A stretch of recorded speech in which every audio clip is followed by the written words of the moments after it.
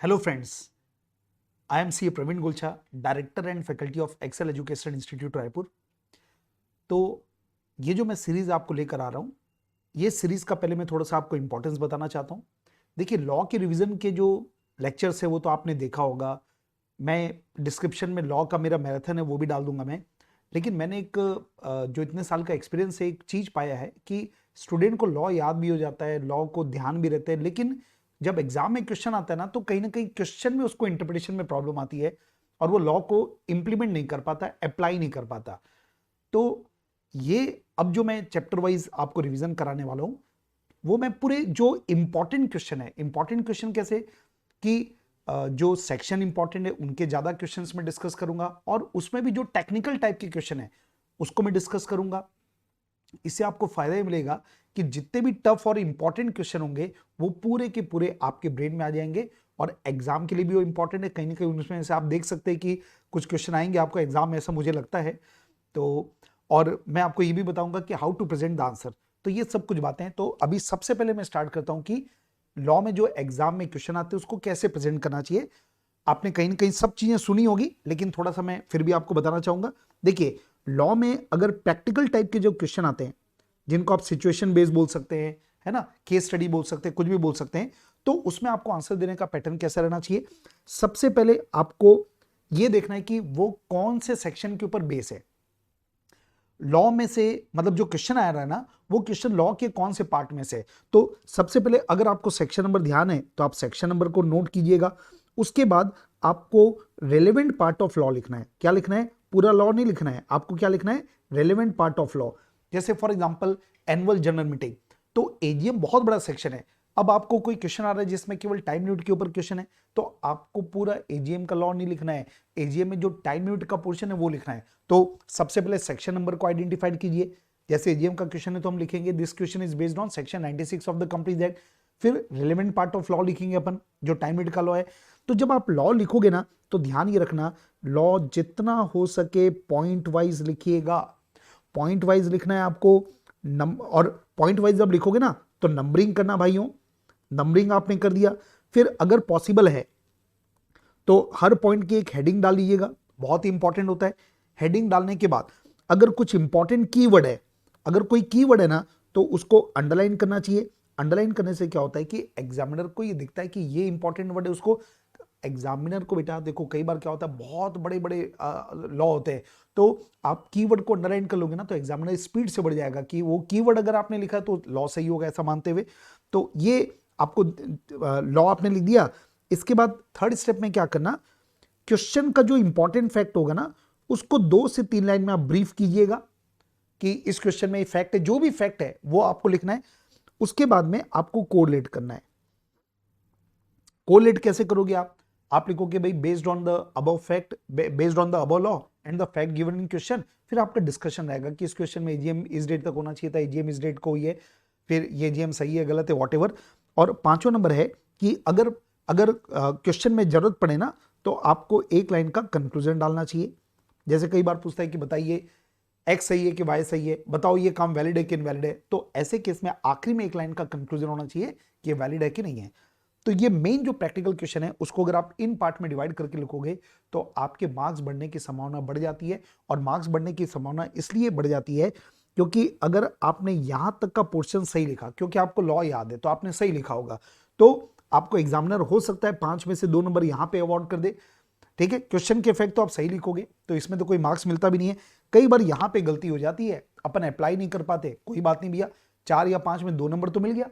और 5 में 2 मिलना मतलब कितना होता है? 40% होता है बेटा।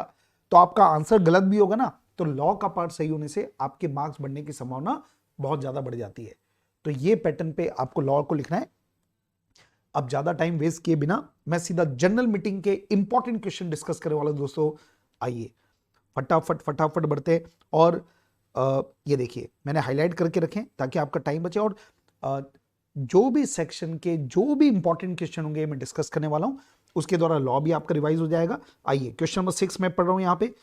A company held it's AGM, AGM का क्वेश्चन हो गया। ये कंपनी ने एजीएम कब रखा अपना? 26 अप्रैल 2014। ये नवंबर 2009 में क्वेश्चन आया हुआ है। नेक्स्ट एजीएम कंपनी रखना चाहती है 29 सितंबर 2015 को। अब आपको बोला जो आरओसी है उसने ऑब्जेक्शन किया कि कंपनीज एक्ट का वॉल्यूशन किया गया है। कंपनी ने बोला नहीं भैया, हमने तो एजीएम ईयर एंड के, फाइनेंशियल ईयर एंड होने के 6 महीने में रख लिया, तो हमने कोई वॉल्यूशन नहीं किया। तो आपको बताना है कि सही है कि गलत है। Advise the company. अब आपको लॉ को याद रखना है भैया, ये जो सेक्शन है 96 के ऊपर एजीएम, एजीएम का लॉ कहां पर दिया हुआ है, सेक्शन नंबर 96 में। और ये क्वेश्चन एजीएम के टाइम लिमिट के बारे में है, तो फटाफट याद करो एजीएम का टाइम लिमिट क्या था। तो हमारी कंपनी की जो एजीएम है, हमारी कंपनी की फर्स्ट एजीएम हो जाना चाहिए within 9 month from the date of first closing of the first financial year.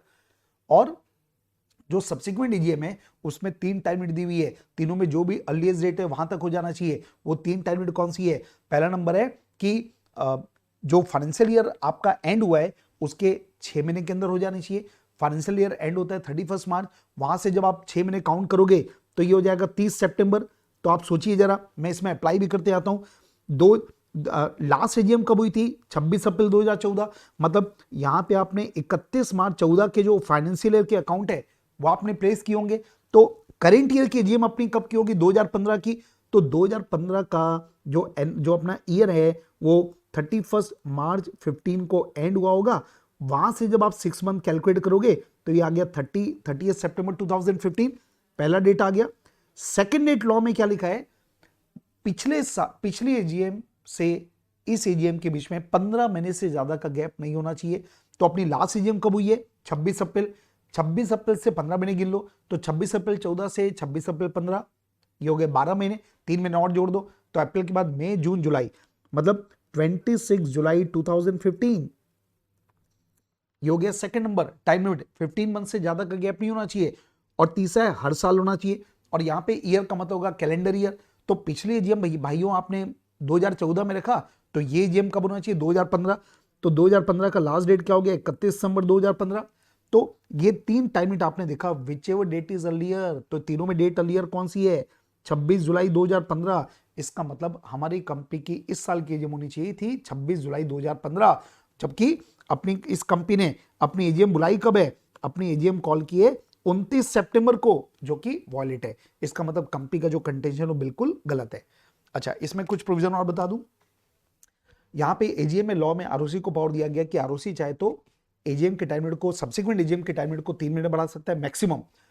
मतलब फर्स्ट एजीएम के टाइम लिमिट को बढ़ाने का अधिकार आरओसी के पास भी नहीं है। तो ये कॉन्सेप्ट हो गया। चलो आगे बढ़ते हैं। अगला है क्वेश्चन नंबर 9, पढ़ते हैं क्या लिखा है। ये आरटीपी का है question. Rizwan limited listed company है, ठीक है जी। इनका ये बिजनेस है। इनका रजिस्टर्ड ऑफिस कहाँ पे है? 123 N tower commercial beta complex Bhiwadi Rajasthan, ये यहाँ पे इनका रजिस्टर्ड ऑफिस है। कंपनी ने अपनी एजीएम रखा 3 बजे को 22 अक्टूबर 19 एट अंसल प्लाजा भिवाड़ी। अच्छा, इनका रजिस्टर्ड ऑफिस कहाँ पे? Commercial beta complex Bhiwadi. जबकि इन्होंने एजीएम कहाँ रखा?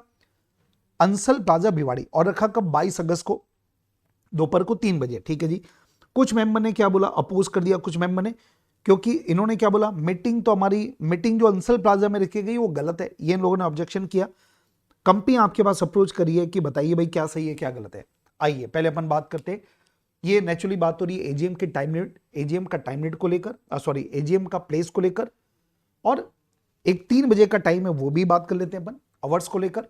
तो लॉ में क्या लिखा है डे टाइम प्लेस के बारे में? सबसे पहले लॉ लिखा है कि जो हमारी एजीएम है वो बिजनेस आवर में होनी चाहिए। और बिजनेस आवर होता है, बिजनेस आवर लॉ के अनुसार यहाँ पर एजीएम के लिए बिजनेस आवर का टाइम है 9 बजे से लेके 6 बजे तक। तो यहाँ पे कंपनी ने 3 बजे मीटिंग रखी है, मतलब बिल्कुल सही है, लॉ का पालन किया गया है। अब सवाल है कि प्लेस क्या होगा? तो लॉ में लिखा है कि एजीएम होनी चाहिए या तो कंपनी के रजिस्टर्ड ऑफिस पर। रजिस्टर्ड ऑफिस कंपनी का कौन सा है? Commercial beta complex Bhiwadi. तो या तो वहीं पर रख लो आप, या उसी सिटी टाउन विलेज में कोई दूसरे प्लेस में भी रख सकते हैं, any other place with in the same city town village. तो कंपनी का रजिस्टर्ड ऑफिस भिवाड़ी में है, और अंसल प्लाजा भी कहां है? भिवाड़ी में ही है। देखो ना क्या लिखा है, अंसल प्लाजा भिवाड़ी, मतलब भिवाड़ी में कंपनी किसी दूसरे प्लेस पे भी कर सकती है, मतलब कंपनी ने कोई वॉल्यूशन नहीं किया। तो क्लियर है। चलो आगे बढ़ते हैं। सपोज एक और पार्ट है, कई बार ये बहुत बड़ी गलती होती है, अपन एक पार्ट का आंसर देके भूल जाते हैं भाइयों, सेकंड पार्ट भी है तो उसको भी आपको लिखना है। Rizwan limited is unlisted company. अगर ये देखो ऊपर में क्या बोला था? लिस्टेड कंपनी है, लेकिन आपको बोला बताइए अगर ये जो रिजवान लिमिटेड है ना, अगर ये अनलिस्टेड कंपनी होता और ये अपनी एजीएम करना चाहते थे जयपुर में। देखो याद करो, इनका आरओ था भिवाड़ी में, और ये एजीएम कहां करना चाहते हैं, अनलिस्टेड कंपनी एजीएम कहां करना चाहते हैं, जयपुर में। मतलब उस रजिस्टर्ड ऑफिस जहां पे सिटी में ना, उसके बाहर कोई दूसरे सिटी में क्या ये कर सकते हैं। लॉ को याद कीजिएगा, लॉ में लिखा है, एक एक्सेप्शन है कि जो अनलिस्टेड कंपनी होती है, अनलिस्टेड कंपनी अपनी एजीएम इंडिया में कहीं और भी कर सकती है, इंडिया में कहीं और भी कर सकती है, लेकिन एक कंडीशन है, अगर आप रजिस्टर्ड ऑफिस के बाहर कोई दूसरी सिटी में करना चाहते हो पर इंडिया के अंदर होना चाहिए तो वो कर सकते हो, लेकिन उसके लिए आपको ऑल मेंबर कंसेंट लेना पड़ेगा। और ये जो ऑल मेंबर कंसेंट है वो आप फिजिकल फॉर्म में भी ले सकते हो, इलेक्ट्रॉनिक मोड में भी ले सकते हो। तो अगर ऑल मेंबर कंसेंट आ जाती ना तो अनलिस्टेड कंपनी अपनी एजीएम इंडिया में किसी भी दूसरे प्लेस पे भी कर सकती है, तो रजिस्टर्ड ऑफिस में करने की आवश्यकता नहीं है। तो यहां पे अपना आंसर क्या हो गया, अगर ये जो रिजवान लिमिटेड है ना, अगर अनलिस्टेड कंपनी है और वो इसने ऑल मेंबर कंसेंट ले लिया तो जयपुर में भी आप अपनी एजीएम को रख सकते हो। इसके बाद अगला इंपॉर्टेंट क्वेश्चन, क्वेश्चन नंबर 12 देखो जी क्या लिखा है, एबीसी लिमिटेड अनलिस्टेड कंपनी है, ओके, इसका रजिस्टर्ड ऑफिस है कलकत्ता, ओके, एजीएम इन्होंने किया गोवा में, हो गोवा में किया 1 जुलाई को 3 बजे, कंक्लूड किया 8 बजे। हाँ ये बड़ी खास बात है, मीटिंग स्टार्ट किया 3 बजे, कंक्लूड किया 8 बजे। थोड़ा यही बात कर लेते हैं। अभी अपन ने क्या बात किया, 9 बजे से लेकर 6 बजे तक का एजीएम होना चाहिए। अब यहां पे देखो प्रॉब्लम क्या है, कंपनी ने एजीएम स्टार्ट कब किया, 3 बजे, पर एंड कब हो रहा है, 8 बजे। 6 बजे के बाद एंड हो रहा है, तो क्या प्रॉब्लम है कि नहीं है? आंसर है कोई प्रॉब्लम नहीं है, क्योंकि लॉ मेकर ने वर्ड क्या यूज किया, the AGM shall be called during business hour. तो 9 से 6 के बीच में आपके एजीएम कॉल हो जाना चाहिए, मतलब स्टार्टिंग पॉइंट जरूरी है 9 के 6 बजे के बाद कंक्लूड होगी तो कोई प्रॉब्लम नहीं है, मतलब कहीं कोई प्रॉब्लम नहीं है। आगे बढ़िए, consent of all the member to conduct AGM is गोवा रिसीव्ड, ओ हो बाय ईमेल। मतलब ये साफ साफ बोल दिया, देखो कलकत्ता में है और मीटिंग गोवा में कर रहे हैं, मतलब गोवा इंडिया में ही है और कलकत्ता के बाहर है। तो अभी अपन ने बात किया, अनलिस्टेड कंपनी कहीं और भी करना चाहती है कर सकती है, लेकिन ऑल मेंबर कंसेंट चाहिए, और वो कंसेंट आप फिजिकल फॉर्म में भी ले सकते हैं, इलेक्ट्रॉनिक मोड में भी ले सकते हो। तो यहाँ पे इन्होंने ईमेल में लिया, मतलब कोई प्रॉब्लम नहीं है, कंपनी ने बिल्कुल बिल्कुल बिल्कुल लॉ का कंप्लायंस किया है। तो आपको बोला बताइए मीटिंग वैलिड है क्या, बिल्कुल वैलिड है। फिर state the consequence of resolution if resolution has passed in such meeting without sufficient disclosure regarding the interest of director। देखो ये जो पॉइंट है ना, ये सेक्शन नंबर 102 का लॉ है, ये 102 का लॉ है। 102 में क्या लिखा है कि कोई भी कंपनी जब कोई स्पेशल बिजनेस ट्रांजैक्ट करती है तो आपको नोटिस के साथ में एक्सपेंडिचर स्टेटमेंट लगाना पड़ता है, और वो जो एक्सपेंडिचर स्टेटमेंट होता है उसमें कंपनी के डायरेक्टर का अगर कुछ उस मैटर में कोई इंटरेस्ट है तो इंटरेस्ट डिस्क्लोज करना पड़ेगा। अगर आपने डिस्क्लोज नहीं किया तो आपका एक्सपेंडिचर स्टेटमेंट गलत माना जाएगा, और अगर आपका एक्सपेंडिचर स्टेटमेंट गलत है मतलब नोटिस गलत मानी जाएगी, और अगर नोटिस गलत है, if the notice is invalid then meeting shall also be invalid, तो ये इफेक्ट आ जाएगा भाई। तो ये हो गया क्वेश्चन नंबर 12। तो एजीएम के ऊपर ये सारी इंपॉर्टेंट बातें जो मैंने कवर करा दी। चलिए बैठ आगे बढ़ते हैं। अब मैं सीधा लेके चलता हूं आपको ईजीएम के लॉ में। ईजीएम का लॉ दिया है कंपनीज एक्ट में सेक्शन नंबर 100 में। चलिए सीधा क्वेश्चन के थ्रू अपन लॉ को रिवाइज करेंगे। हाँ जी, पहला क्वेश्चन बोला examine the validity of following with reference to the religion of provision companies act. अब ये 3 पार्ट में दिया हुआ है, तो देखिए क्या लिखा है, BOD of company refuse to convene the EGM extraordinary meeting of the member on the ground that requesters have not given reason for the resolution proposed to be passed at the meeting. Law में ये लिखा हुआ है कि EGM कौन बुलाता है, तो ईजीएम या तो बीओडी कॉल करेगा, या अगर कंपनी के कुछ मेंबर रिक्वेस्ट करते हैं, और कितने मेंबर रिक्वेस्ट करेंगे, तो लॉ में टाइम लिमिट है 10% के, लिमिट है 10% का। अगर शेयर कैपिटल वाली कंपनी तो not less than 10% of paid up capital having voting right, और विदाउट शेयर कैपिटल वाली तो not less than 10% of total voting power. तो कुल मिला के 10% वाले, कम से कम कंपनी के टोटल वोटिंग पावर के 10% वाले बीओडी को रिक्वेस्ट करते हैं और मैटर बताते हैं। क्या बताते हैं? मैटर बताते हैं कि ये मैटर, इसके लिए मीटिंग बुलाना चाहते हैं, तो बीओडी को मीटिंग बुलानी पड़ती है कंपलसरी। तो यहां पे क्या लिखा है कि बीओडी ने मना कर दिया। क्यों मना करा बीओडी? बीओडी बोलता है कि आपने रीजन नहीं बताया इसलिए हम ईजीएम कॉल नहीं करेंगे, तो भाइयों लॉ में क्या लिखा है, केवल मैटर बताना जरूरी है रिक्विजनेस को, रीजन बताने की आवश्यकता नहीं है। तो ये जो बीओडी रिफ्यूज कर रहा है वो बिल्कुल गलत है, बीओडी को मीटिंग बुलाना पड़ेगा अगर 10% की लिमिट सेटिस्फाइड हो गई है तो। अगला, BOD refused to convene the AGM on the ground that BOD ने मना कर दिया, requisites have not signed by all the joint holders of the share। देखो जब कोई मेंबर कंपनी को रिक्वेजिशन भेजते हैं ना, तो अगर वो मेंबर जॉइंट होल्डर है तो उस केस में जॉइंट होल्डर में साइन कौन करेगा? मान लीजिए 3 लोगों ने मिलकर शेयर परचेस किया, क्या सबको साइन करना पड़ेगा? आंसर है नो। लॉ में लिखा है कि वो जो रिक्वेशन है ना जॉइंट होल्डर के केस में, वो सारे लोग साइन कर सकते हैं या इनमें से कोई एक भी साइन करेगा तो वैलिड होगा। तो ये जो बीओडी बोलता है कि सबने साइन नहीं किया इसलिए हम रिक्वेशन वैलिड नहीं मानेंगे, बिल्कुल गलत है। जॉइंट होल्डर के केस में कोई भी एक भी आदमी साइन करेगा, फर्स्ट होल्डर का होना भी जरूरी नहीं है, कोई भी जॉइंट होल्डर का साइन कर लेगा तो ये वैलिड होगा। अगला point, adjournment of EGM called upon the requisition of member on the ground that quorum was not present at the meeting. Quorum का लॉ दिया है सेक्शन नंबर 103 में, थोड़ा सा आपको रिकॉल करा दूं। कोरम का लॉ में प्रोविजन में 103 में दिया हुआ है कि अगर आधे घंटे के अंदर मीटिंग का जो टाइम फिक्स किया गया ना, उसके आधे घंटे के अंदर कोरम नहीं आ पाता तो उस मीटिंग का क्या होगा? अगर मीटिंग बीओडी ने कॉल किया है तो मीटिंग एडजर्न हो जाती है next day, next week, same day, same time, same place और any the day time place as the board में डिसाइड। लेकिन अगर मीटिंग रिक्वेजनेस ने कॉल किया है तो मीटिंग कैंसिल हो जाती है, डिसॉल्व हो जाती है। तो यहां पर वही बात कर रहा है, ये मीटिंग रिक्वेजनेस ने कॉल किया था तो ये क्या कर रहे हैं, उसको एडजर्न कर रहे हैं, एडजर्न नहीं हो पाएगा, the meeting shall be dissolve. तो ये हो गया। ये देखिए एग्जाम में क्वेश्चन है वह 6 नंबर का। चलिए आगे बढ़ते हैं। अगला है question number 6। The paid up capital of ABC limited is ₹5 lakh. इस कंपनी का पेड अप कैपिटल 5 लाख का है। 50,000 इक्विटी शेयर ऑफ ₹10। ब्रेकअप दे दिया, 50,000 शेयर है, एक शेयर 10 रुपए का है, फुल्ली पेड अप, ठीक है। Certain member of the company have following share requisition and EGM. मतलब कुछ लोगों ने रिक्वेजिशन भेजा, अपन ने बात किया है सर कितने लोग रिक्वेशन भेजेंगे तो वैलिड होगा, आंसर इज 10%। तो एक बार हिसाब कर लो, कंपनी का टोटल शेयर है 50,000, इसका 10% निकालोगे तो कितना हो गया? 5,000। इसका मतलब क्या हुआ? अगर रिक्वेजिशन कम से कम 5,000 शेयर वालों ने किया है तो आपका रिक्वेशन बिल्कुल वैलिड होगा। चलो आगे देखते हैं। अब ये रिक्वेशन कौन कौन करे, उसके पास कितना शेयर है? अरुण के पास 2250 शेयर है, ठीक है सर, ये लिख देता हूं 2250 शेयर, ये अरुण के पास है। इसके बाद बालू के पास 2000 शेयर है, बालू के पास 2000 शेयर है, लिख दिया मैंने यहाँ पे, ठीक है, ये भी रिक्वेशन करे। उसमें से 500 बोनस शेयर है। तो भाइयों बोनस शेयर हो या कोई भी शेयर हो, शेयर तो शेयर है ना, ये कंफ्यूज करने के लिए दिया है। 2000 सीधा काउंट कर लो, बोनस शेयर भी शेयर होता है, ध्यान रखना। इसके बाद चंदू, इसके पास 1000 शेयर है इंक्लूडिंग 500 राइट शेयर। 1000 शेयर उसके पास है, 1000 में से 500 शेयर उसको राइट ऑफर मिला है। अरे उससे क्या होता है तो शेयर ना, तो कुल मिला के बोनस शेयर राइट शेयर को भी इसमें गिना जाएगा।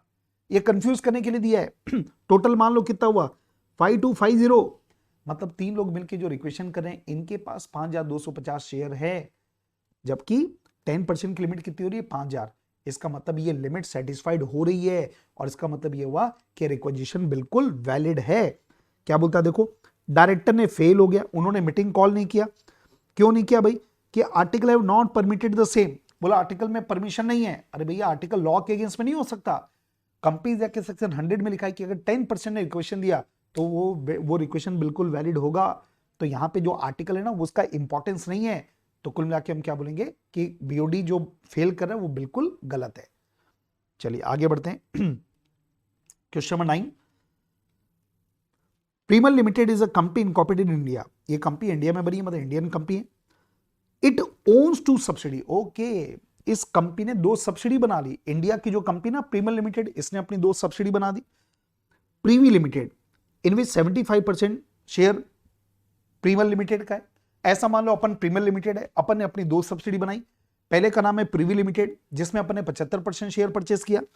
दूसरी कंपनी जो अपनी सब्सिडी वो मालवी लिमिटेड है, होली ओन सब्सिडी, मतलब मालवी लिमिटेड के 100% शेयर अपन ने खरीद लिए। Okay sir, both the subsidy are incorporated outside India. अच्छा जी, हम लोग इंडियन कंपनी है, ये दोनों कंपनी इंडिया के बाहर है, अपन ने दोनों के शेयर परचेस किया, दोनों अपनी सब्सिडी इंडिया के बाहर की है।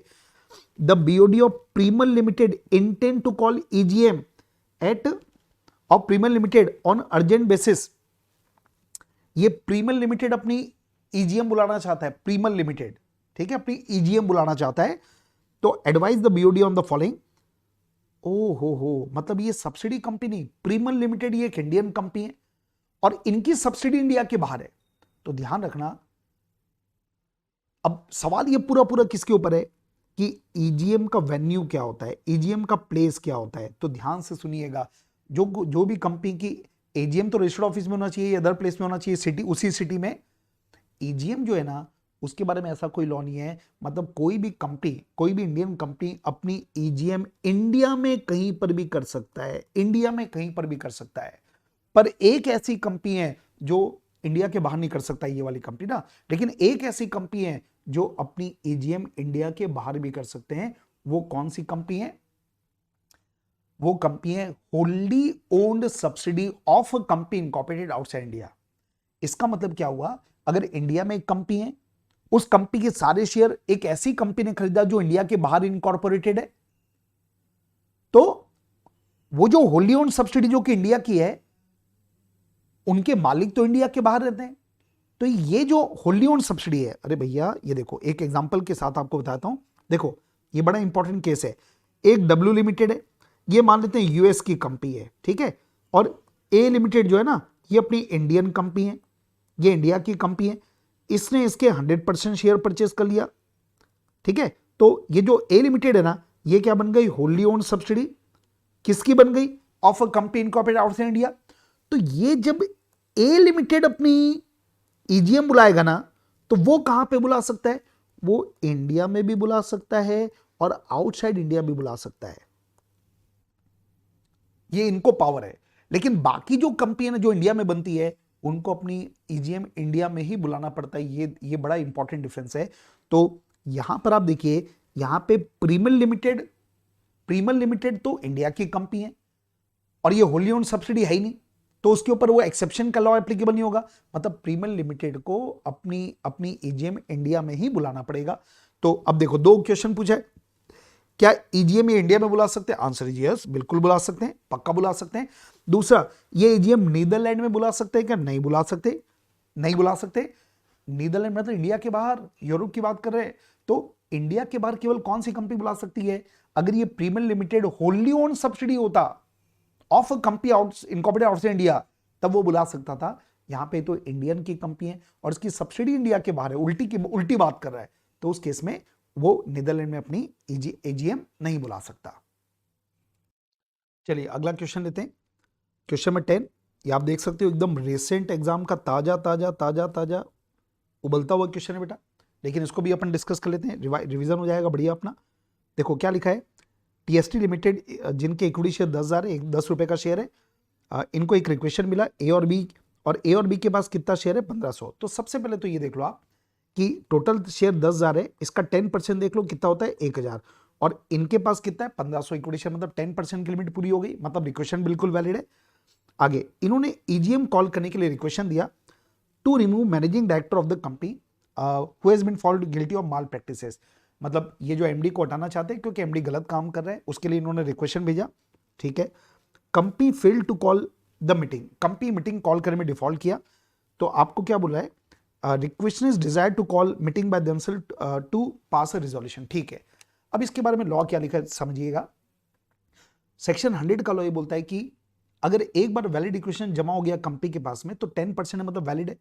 तो उस केस में कंपनी की जवाबदारी है कि कंपनी विद इन 21 डेज, जिस दिन इक्वेशन मिला ना उसके 21 दिन के अंदर नोटिस भेज दे, प्रोसीड कर ले मीटिंग, और जिस दिन इक्वेशन मिला उसके 45 दिन के अंदर मीटिंग होल्ड करे।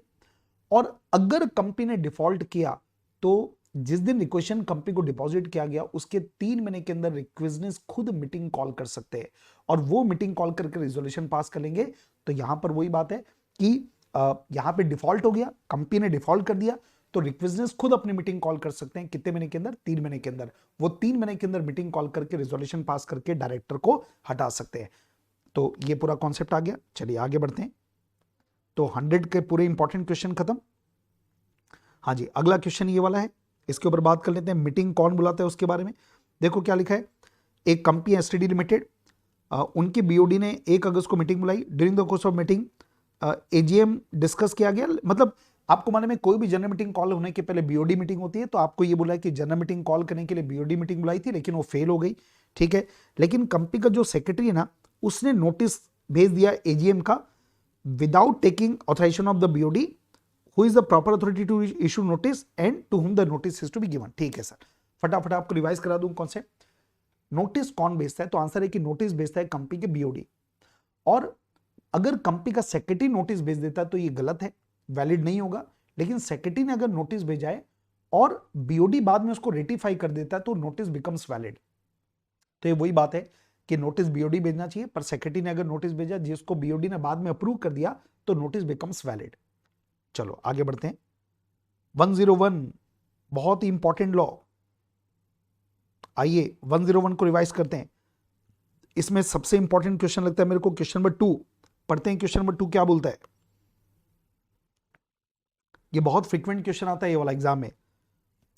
देव लिमिटेड ने नोटिस 7 एजीएम रखा 7 नवंबर को और उसके लिए नोटिस पोस्ट किया 16 अक्टूबर को। कुछ मेंबर ने चैलेंज कर दिया कि भैया आपने कंपनीज एक्ट का कंप्लायंस नहीं किया है। तो आपको 3 बातों के ऊपर आंसर देना है। पहला, क्या ये मीटिंग वैलिड कॉल की गई है। दूसरा, अगर शॉर्टफॉल है तो बताओ कितने दिन की शॉर्टफॉल है। और तीसरा आपको पूछा क्या शॉर्टफॉल को कंडोन कर सकते हैं, मतलब माफ कर सकते हैं, मतलब वेव कर सकते हैं क्या। तो पहले आपको लॉ याद करा दूं। सेक्शन नंबर 101 नोटिस के बारे में लॉ है। तो नोटिस के बारे में लॉ में क्या दिया हुआ है कि जो नोटिस होती है, नोटिस के बारे में लॉ ये दिया है कि जो नोटिस होती है वो कम से कम 21 क्लियर डेज की नोटिस होनी चाहिए। अब आप जब आप 21 क्लियर डेज की नोटिस देते हो तो क्लियर डेज की काउंटिंग में 2 दिन को काउंट नहीं किया जाता। पहला, कंपनी जब नोटिस भेजती है तो 48 घंटे के बाद ये मान लिया जाता है कि नोटिस सर्व हो गई। तो ये जो 2 दिन नोटिस ट्रांजिट में उसको कैलकुलेशन में नहीं लिया जाता। और प्लस जिस दिन नोटिस सर्व हुई है और जिस दिन मीटिंग है उसको भी काउंटिंग में नहीं लिया जाता। तो कुल मिला के कितने दिन को छोड़ा जाता है, 4 दिन को छोड़ा जाता है। तो अब इसका कैलकुलेशन का तरीका क्या होगा, देखिए क्वेश्चन में क्या लिखा है।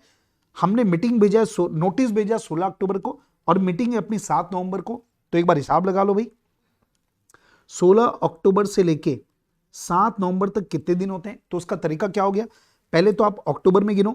अक्टूबर 31 दिन का होता है, उसमें शुरू के 15 दिन हटा दो, 16वें दिन से गिनना चालू करो। तो ये हो गए 16 दिन हो गए। 31 माइनस शुरू के 15 अक्टूबर तक हटा दो तो 16 दिन अक्टूबर का और 7 दिन नवंबर का, मतलब 23 दिन जो है ना, इसको मैं बोलूंगा ग्रॉस डेज। लेकिन नोटिस जो है ना 21 क्लियर डेज का होना चाहिए।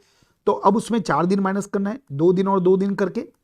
2 दिन कौन सा, अगर आप नोटिस पोस्ट से भेजते हैं तो 48 घंटे के बाद ये माना जाता है कि नोटिस मिल गई है। तो 2 दिन वाला और 2 दिन जो डेट ऑफ सर्विस और डेट ऑफ मीटिंग को जो काउंट करते हैं, एक्सक्लूड करते हैं। तो यहां पे जब आप देखोगे तो 19 क्लियर डेज की नोटिस है। इसका मतलब ये नोटिस वैलिड नहीं है। कम से कम 21 दिन की नोटिस होना चाहिए, केवल 19 दिन की है। तो हमारा आंसर क्या होगा, notice is short by 2 days. तो 2 दिन की नोटिस शॉर्ट है। अब ये देखो, ये एजीएम की नोटिस की बात कर रहा है, एजीएम की। अब यहां पर क्या लिखा है, अगर शॉर्टफॉल है तो क्या कंडोन कर सकते हैं, माफ कर सकते हैं। आंसर इज यस, बिल्कुल कर सकते हैं। अब लॉ में प्रोविजन क्या समझिएगा, लॉ में प्रोविजन इसके बारे में यह दिया हुआ है कि अगर कोई कंपनी शॉर्टर पीरियड की नोटिस बुलाना चाहती है, तो अगर एजीएम की शॉर्टर पीरियड की नोटिस देना चाहते हो ना आप, तो कम से कम जो कंपनी के टोटल नंबर ऑफ मेंबर है उसके एटलीस्ट 95% वाले अगर कंसेंट देते हैं तो शॉर्टर पीरियड की नोटिस हम दे सकते हैं। और एजीएम के अलावा जो बाकी मीटिंग है, मतलब एजीएम वगैरह है, तो उसकी शॉर्टर पीरियड की नोटिस अगर आप देना चाहते हो ना, तो लॉ में प्रोविजन क्या है, फिर वो देखा जाएगा कि जो ईजीएम है वो ईजीएम कौन सी कंपनी की बुला रहे हो आप, शेयर कैपिटल या नॉट हैविंग शेयर कैपिटल। अगर शेयर कैपिटल वाली कंपनी की ईजीएम बुला रहे हैं तो उस केस में majority in number plus 95% of paid up capital having voting right, इतने लोग अगर तैयार हैं तो उस केस में आप शॉर्टर पीरियड की नोटिस दे सकते हो। और अगर नॉट हैविंग शेयर कैपिटल वाली कंपनी है तो 95% ऑफ वोटिंग पावर, ये लोग अगर तैयार होंगे, कंसेंट दे देंगे, तो उस केस में आप शॉर्टर पीरियड की नोटिस दे सकते हो। मतलब एजीएम के केस में लॉ क्या बोलता है, 95% ऑफ टोटल मेंबर, जो कंपनी के नंबर ऑफ मेंबर है ना उसके 95% वाले अगर तैयार हो जाते हैं तब आप शॉर्टर पीरियड की नोटिस दे सकते हो। और ईजीएम के केस में 2 पोर्शन हो गया, शेयर कैपिटल है कि विदाउट शेयर कैपिटल है। ओके चलो सर आगे बढ़ते हैं, ये कोई काम का नहीं है। हाँ जी, क्वेश्चन नंबर 8 बात करेंगे अपन, ये बड़ा इंपॉर्टेंट क्वेश्चन है। आपको इसके पहले थोड़ा सा एक कॉन्सेप्ट बता दूं। नोटिस भेजने के दो तरीके होते हैं, एक फिजिकल फॉर्म में मतलब बाय पोस्ट भेज सकते हो, दूसरा इलेक्ट्रॉनिक मोड में भी नोटिस भेज सकते हो।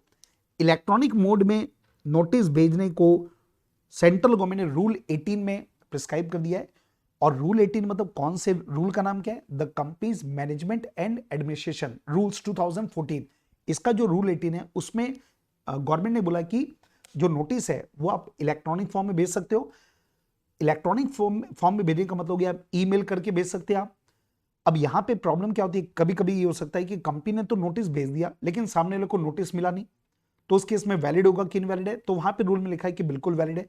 अगर कंपनी ने नोटिस सेंड कर दिया तो ऐसी कोई फॉल्ट जिसमें कंपनी का कोई गलती नहीं है, तो नोटिस अगर नहीं भी पहुंचा ना तो मीटिंग बिल्कुल वैलिड रहेगा।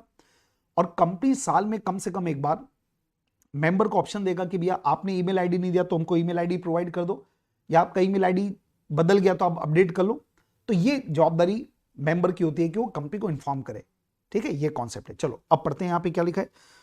Mister अबील file a complain against the company. ये मेंबर है जिसने कंपनी के खिलाफ कंप्लेन किया। क्यों किया भाई? एलेक्सियर प्राइवेट लिमिटेड ये कंपनी है जिसके मेंबर ने कंप्लेन किया कि उसको नोटिस नहीं मिली एजीएम अटेंड करने का। द कंपनी ने क्या बोला? कंपनी ने प्रूफ दे दिया कि भैया हमने तो नोटिस भेजा था ईमेल के द्वारा, ठीक है, एजीएम के लिए। और अबीर ने क्या बोला कि उसको तो नोटिस मिला ही नहीं, उसको तो नोटिस मिला ही नहीं। कंपनी ने प्रूफ दे दिया हमने भेजा है, वो उसने भी प्रूफ दे दिया मुझे तो मिला ही नहीं। तो आपको बोला बताइए ये लॉ का कंप्लायंस हुआ कि नहीं हुआ? तो दोस्तों यहाँ पे कंपनी की कोई गलती नहीं है, क्योंकि लॉ में रूल 18 में साफ साफ क्या दिया हुआ है, कंपनी ने अगर नोटिस भेज दिया, पोस्ट कर दिया, तो कंपनी की जवाबदारी हो जाती है खत्म। अब उसको मिले नहीं मिले उसमें कंपनी की कोई गलती नहीं है। मतलब अबीर का जो कंटेंशन वो बिल्कुल गलत है। इसके बाद अगला क्वेश्चन नंबर 9, ये भी थोड़ा यूनिक क्वेश्चन है, स्टडी मेट में दिया है, इंपॉर्टेंट है, एग्जाम में नहीं आया। हाँ जी पढ़िए sir. Date of approval of financial statement by the BOD is 17 July and the date of notice of AGM is 25 August. ये क्या बात कर रहा है? कंपनी की एजीएम हो रही है 25 अगस्त को, और आपको मालूम है एजीएम की नोटिस दी जाती है 21 दिन पहले। और एजीएम में तो आप फाइनल अकाउंट को अप्रूव करते, तो जो भी फाइनेंशियल स्टेटमेंट बनते हैं उसको बीओडी पहले अपनी मीटिंग में अप्रूव करता है। उसके बाद फिर नोटिस भेजी जाएगी, उस नोटिस के साथ आपको आपको ये फाइनेंशियल स्टेटमेंट को लगाना पड़ता है। ये कानून है, ठीक है। चलो आगे बढ़ते हैं, क्या बोलता है? Accountant of KMP advise that time gap between date of approval of financial statement by the BOD and the date of notice of AGM should be 45 days. मतलब आपको यहां पे क्या बोल रहा है, अकाउंटेंट को किसी ने बोला कि फाइनेंशियल स्टेटमेंट जब बीओडी मीटिंग में अप्रूव हो रहे हैं और जो नोटिस है फाइनेंशियल स्टेटमेंट की अप्रूवल और जो नोटिस की जो डेट है उसके बीच में 45 दिन का कम से कम गैप होना चाहिए। तो आपको बताना है क्या ही सही है? तो ये एकदम यूनिक क्वेश्चन है भाई, सारे यूनिक क्वेश्चन करा रहा हूं दोस्तों आपको। मतलब आप अगर ये वीडियो देख लोगे ना तो आपको इतने इंपॉर्टेंट क्वेश्चन मिल जाएंगे कि आपको कुछ और नए क्वेश्चन आप नहीं भी देखोगे तो कोई प्रॉब्लम नहीं होगी, ये गारंटी है। और उसको जितना हो सके उसको शेयर करना अपने अपने दोस्तों के साथ, सबका फायदा होना चाहिए, अकेले फायदा क्यों ले रहे हो? हाँ जी बेटा। तो अब यहां पे पॉइंट क्या है, अपना जो कंपनीज एक्ट का सेक्शन 101 है वो केवल एक ही बात को बोलता है कि मीटिंग के कम से कम 21 दिन पहले आपको नोटिस भेजना पड़ेगा। लेकिन फाइनेंशियल स्टेटमेंट और नोटिस के बीच में कितने दिन का गैप होना चाहिए इसका कोई लॉ नहीं है। तो कुल मिला के क्या हो गया, अपना आंसर क्या हो गया, यहां तो कोई लॉ है ही नहीं कि दोनों के बीच में कितना गैप होना चाहिए। तो इसका मतलब यह हुआ कि कंपनी को एक ही बात ध्यान रखना पड़ेगा कि डेट ऑफ मीटिंग और डेट ऑफ नोटिस इसके बीच में 21 दिन का गैप हो, और फाइनेंशियल स्टेटमेंट नोटिस के पहले तैयार हो जाना चाहिए, कभी अप्रूव हो जाना चाहिए, ताकि नोटिस के साथ उसको भेजा जा सके। बस इतना लॉ को कंप्लायंस करना है आपको। चलिए सर आगे बढ़ते हैं। अब आ गए अपन सेक्शन नंबर 102। देखते हैं इसमें कुछ खास है क्या? हाँ जी इसमें भी कुछ खास है। पहले मैं ले रहा हूं क्वेश्चन नंबर 2 और एक लेंगे क्वेश्चन नंबर 3। देखिए 2 नंबर क्या बोलता है, एमएच कंपनी लिमिटेड ने नोटिस भेजा जनरल मीटिंग का शेयर होल्डर को। नोटिस में बताया कि स्वेट इक्विटी शेयर इशू करेंगे। हाँ इसको हम मीटिंग में डिस्कस करेंगे। ए जो कंपनी का शेयर होल्डर है उसने बोला कि स्वेट इक्विटी शेयर के बारे में कंपनी ने पूरी बातें नोटिस में नहीं बताई है। तो आपको बताना है कि सही है कि गलत है। तो अब मैं आपको इस लॉ के बारे में बता दूं। ये सेक्शन नंबर 102 का लॉ है, एक्सप्लेनेटरी स्टेटमेंट के बारे में। लॉ ये बोलता है कि कोई भी कंपनी अगर स्पेशल बिजनेस ट्रांजैक्ट कर रही है तो जब आप नोटिस भेजते हो ना मेंबर को, उस नोटिस के साथ आपको एक्सपेंडिचर स्टेटमेंट लगाना पड़ता है। अब स्पेशल बिजनेस क्या है, तो आंसर है ऑर्डिनरी बिजनेस के अलावा बाकी जो भी बिजनेस होगा वो स्पेशल बिजनेस होगा। अभी ऑर्डिनरी बिजनेस क्या है, एजीएम के 4 बिजनेस को छोड़ के बाकी जो भी बिजनेस है वो स्पेशल बिजनेस है, और वो होता है एजीएम का अड्डा, एनुअल अकाउंट अप्रूव करना, ए डिविडेंड डिक्लेयर करना, रिटायरिंग डायरेक्टर के बदले में किसी को डायरेक्टर अपॉइंट करना, और ऑडिटर को अपॉइंट करना, उसका रेम्यूनरेशन फिक्स करना एजीएम में। तो ये केवल 4 बिजनेस ऐसे हैं जो ऑर्डिनरी है और बाकी सब स्पेशल है। अब एक चीज और ऐड कर लेता हूं, अगर आप एजीएम में चारों काम करना चाहते हैं ना तो हमेशा ओआर पास करना पड़ता है, लॉ में लिखा है ओआर पास करना पड़ेगा। जबकि जो स्पेशल बिजनेस कंपनी ट्रांजैक्ट करती है ना, तो स्पेशल बिजनेस के लिए ओआर होगा कि एसआर होगा, तो ये डिपेंड करता है कि उस लॉ में क्या लिखा है। तो अगर मतलब स्पेशल बिजनेस, देखो ऑर्डिनरी बिजनेस के सारे काम के लिए ओआर पास करना पड़ता है, जबकि स्पेशल बिजनेस के जो काम किए जा रहे हैं ना वो ओआर से भी हो सकता है, एसआर से भी हो सकता है, डिपेंड करेगा कंपनीज एक्ट में इसके बारे में क्या प्रोविजन है। ओआर है तो ओआर, एसआर है तो एसआर।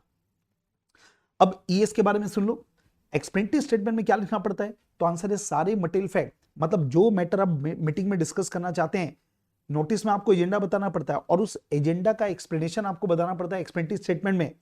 और मटेरियल फैक्ट का मतलब क्या हुआ, सारी इंपॉर्टेंट बातें। अब जैसे मैं इस क्वेश्चन में आता हूं, यहां पे कंपनी स्वेट इक्विटी शेयर को रिजोल्यूशन पास करना चाहती है इशू करने के बारे में, तो भैया आपको मेंबर को ये बताना पड़ेगा नोटिस के साथ में कि स्वेट इक्विटी शेयर हम लोग डायरेक्टर, कौन से डायरेक्टर को दे रहे हैं, कौन से एम्प्लॉय को दे रहे हैं, उन्होंने हमारे को बदले में क्या दिया, हम कौन से प्राइस पे दे रहे हैं, आज कंपनी का करंट मार्केट प्राइस क्या है, ये सारी बातें आपको बताना पड़ता है। इसको बोलते हैं मटेरियल फैक्ट। लेकिन कंपनी ने इसमें कुछ भी नहीं बताया, तो इसका मतलब क्या हुआ, ये एक्सपेंडिचर स्टेटमेंट गलत है, ये एक्सपेंडिचर स्टेटमेंट गलत है, क्योंकि स्वेट इक्विटी शेयर इशू करना है स्पेशल बिजनेस है, तो इस एक्सपेंडिचर स्टेटमेंट गलत है, मतलब नोटिस गलत है, और नोटिस गलत होगा तो मीटिंग भी गलत होगी। चलिए next point, question number 3, referring to the provisions of companies act state the matter relating to ordinary business which may be transacted eight AGM.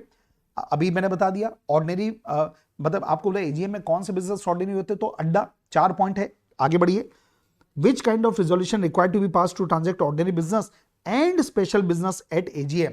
भाई देखो एजीएम में केवल 4 मैटर डिस्कस करोगे तो ऑर्डिनरी बिजनेस है, बाकी पूरे बिजनेस कौन से होते हैं, स्पेशल। तो एजीएम में आपको बोला ऑर्डिनरी बिजनेस के लिए कौन सा रेजोल्यूशन लगेगा, आंसर है ओआर। और ओआर कैसे पास होता है, सिंपल मेजोरिटी के द्वारा, जितने वोट अगेंस्ट में पड़े उससे ज्यादा वोट फेवर में पड़ता है तो ओआर पास हो गया। और एसआर कैसे पास होता है, जितने वोट अगेंस्ट में पड़े उसके कम से कम 3 गुना वोट फेवर में पड़ते तो क्या बोलते हैं, एसआर पास हो गया।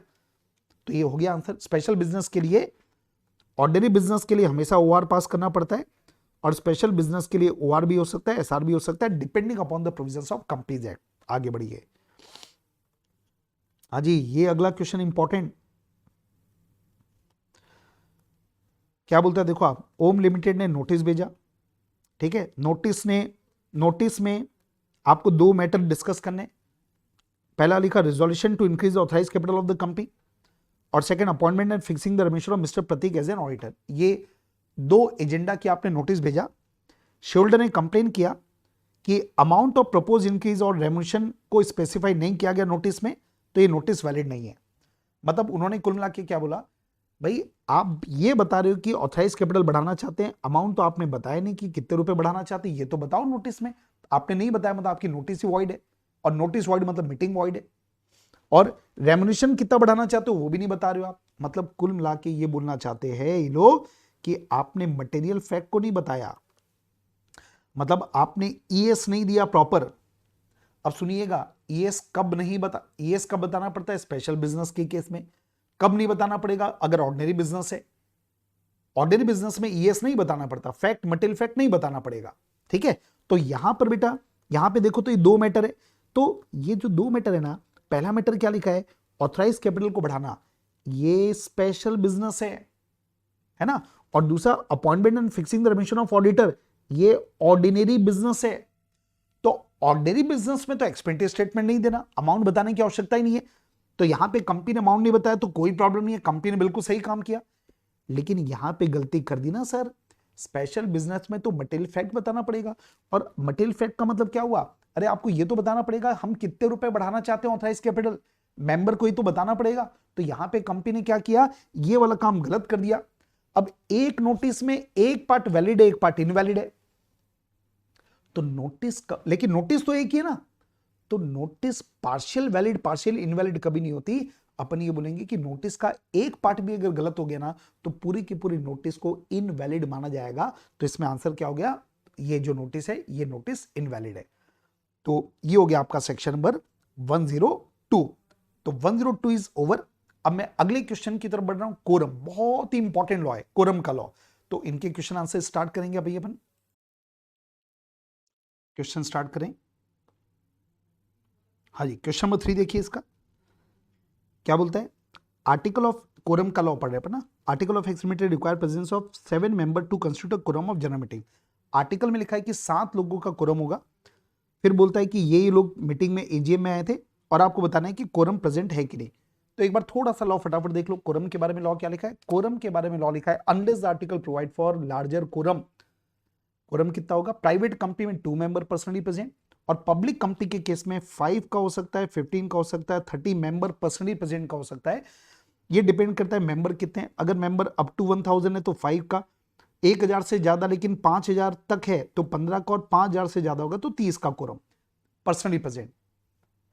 अब यहां पर ये कंपनी एक्स लिमिटेड है और इसमें नंबर ऑफ मेंबर नहीं दिया, मतलब और आर्टिकल में 7 लिखा है, तो हम ये मान लेंगे कि आर्टिकल का कोरम सही होगा। तो 7 का कोरम देखना है अपने को। अब एक एक करके चेक करते हैं। सबसे पहले इस मीटिंग में कौन कौन आया, मिस्टर ए आया। ये कौन है भाई, ये गवर्नर। अच्छा, एक खास बात बता दूं, यहां पे लॉ में लिखा है मेंबर पर्सनली प्रेजेंट। तो मेंबर पर्सनली प्रेजेंट का मतलब होता है केवल मेंबर को काउंट किया जाएगा। मीटिंग में अगर कोई प्रॉक्सी बैठा तो उसको काउंटिंग में नहीं लिया जाता। तो पहला है मिस्टर ए, जो एमपी के गवर्नर का रिप्रेजेंटेटिव है। तो यहाँ पे सेक्शन नंबर 112 में लिखा है कि अगर कंपनी के मेंबर कोई प्रेसिडेंट या गवर्नर है, सेंट्रल गवर्नमेंट स्टेट गवर्नमेंट है, तो वो जिसको अपॉइंट करते हैं रिप्रेजेंटेटिव को, तो उसको मेंबर पर्सनली प्रेजेंट माना जाता है, तो इसको काउंट किया जाएगा। इसके बाद बी और सी कौन है, प्रेफरेंस होल्डर। इनको काउंट नहीं करते। प्रेफरेंस होल्डर को तभी काउंट करते हैं जब उनको वोटिंग राइट है, और इनको नॉर्मल केस में वोटिंग राइट नहीं मिलता। एमडी के अपॉइंटमेंट में इसको कोई वोटिंग राइट नहीं मिलेगा, मतलब ये काउंट नहीं होगा। फिर जो डी है, ये X limited, Y limited, Z limited दोनों को रिप्रेजेंट कर रहे हैं। यहां पे सबसे खास बात है सेक्शन नंबर 113 एप्लीकेबल होता है। 113 में लिखा है कि अगर एक कंपनी के मेंबर कोई दूसरी बॉडी कॉर्पोरेट है, तो जो बॉडी कॉर्पोरेट है वो बीओडी मीटिंग में किसी को रिप्रेजेंटेटिव अपॉइंट करती है अपना। वो रिप्रेजेंटेटिव अगर मीटिंग में जाता है तो ये माना जाता है जैसे कि बॉडी कॉर्पोरेट पर्सनली प्रेजेंट है। तो अब यहां पे प्रॉब्लम क्या है, वाई लिमिटेड, जेड लिमिटेड दोनों ने मिलकर मिस्टर डी को अपना अपॉइंट कर दिया, तो उस केस में डी को 2 काउंट किया जाएगा। वाई लिमिटेड और जेड लिमिटेड दोनों के लिए 2 काउंट किया जाएगा। तो एक बार गिनते चलो भाई, एक ही हो गया, 2 ही हो गए। ई एफ जी एच ये चारों प्रॉक्सी है, इनको काउंटिंग में नहीं लेते क्योंकि लॉ में वर्ड है मेंबर पर्सनली प्रेजेंट। तो कुल मिला के केवल कितने मेंबर पर्सनली प्रेजेंट हुए, 3। आर्टिकल में कितना लिखा है, 7, मतलब देयर इज नो कोरम। आगे बढ़िए 7th नंबर, सारे इंपॉर्टेंट क्वेश्चन कर रहे हैं, ध्यान रखना। आर्टिकल ऑफ एक्स लिमिटेड ने ये लिखा है कि अगर कोरम नहीं हो पाता आधे घंटे के अंदर, तो उस केस में मीटिंग डिसॉल्व हो जाएगी। ये आपने आर्टिकल में लिख के रखा है। आगे बढ़ते हैं।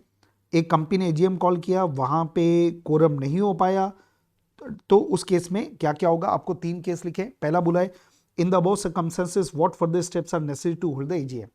अब पहले मैं आपको कुछ इंपॉर्टेंट बातें बता दूं लॉ में क्या लिखा है कोरम के बारे में। कोरम कितना होता है ये मैंने बता दिया। अब कोरम अगर मीटिंग में नहीं हो पाता, लॉ में लिखा है कि जो मीटिंग का टाइम फिक्स हुआ है अगर उसके आधे घंटे के अंदर कोरम नहीं आ पाता तो उस मीटिंग का क्या होगा। तो लॉ में लिखा है कि वो मीटिंग एडजर्न हो जाएगी। एडजर्न कब होगी, next week, same day, same time, same place. लेकिन बीओडी चाहे तो any the day time place fix कर सकता है।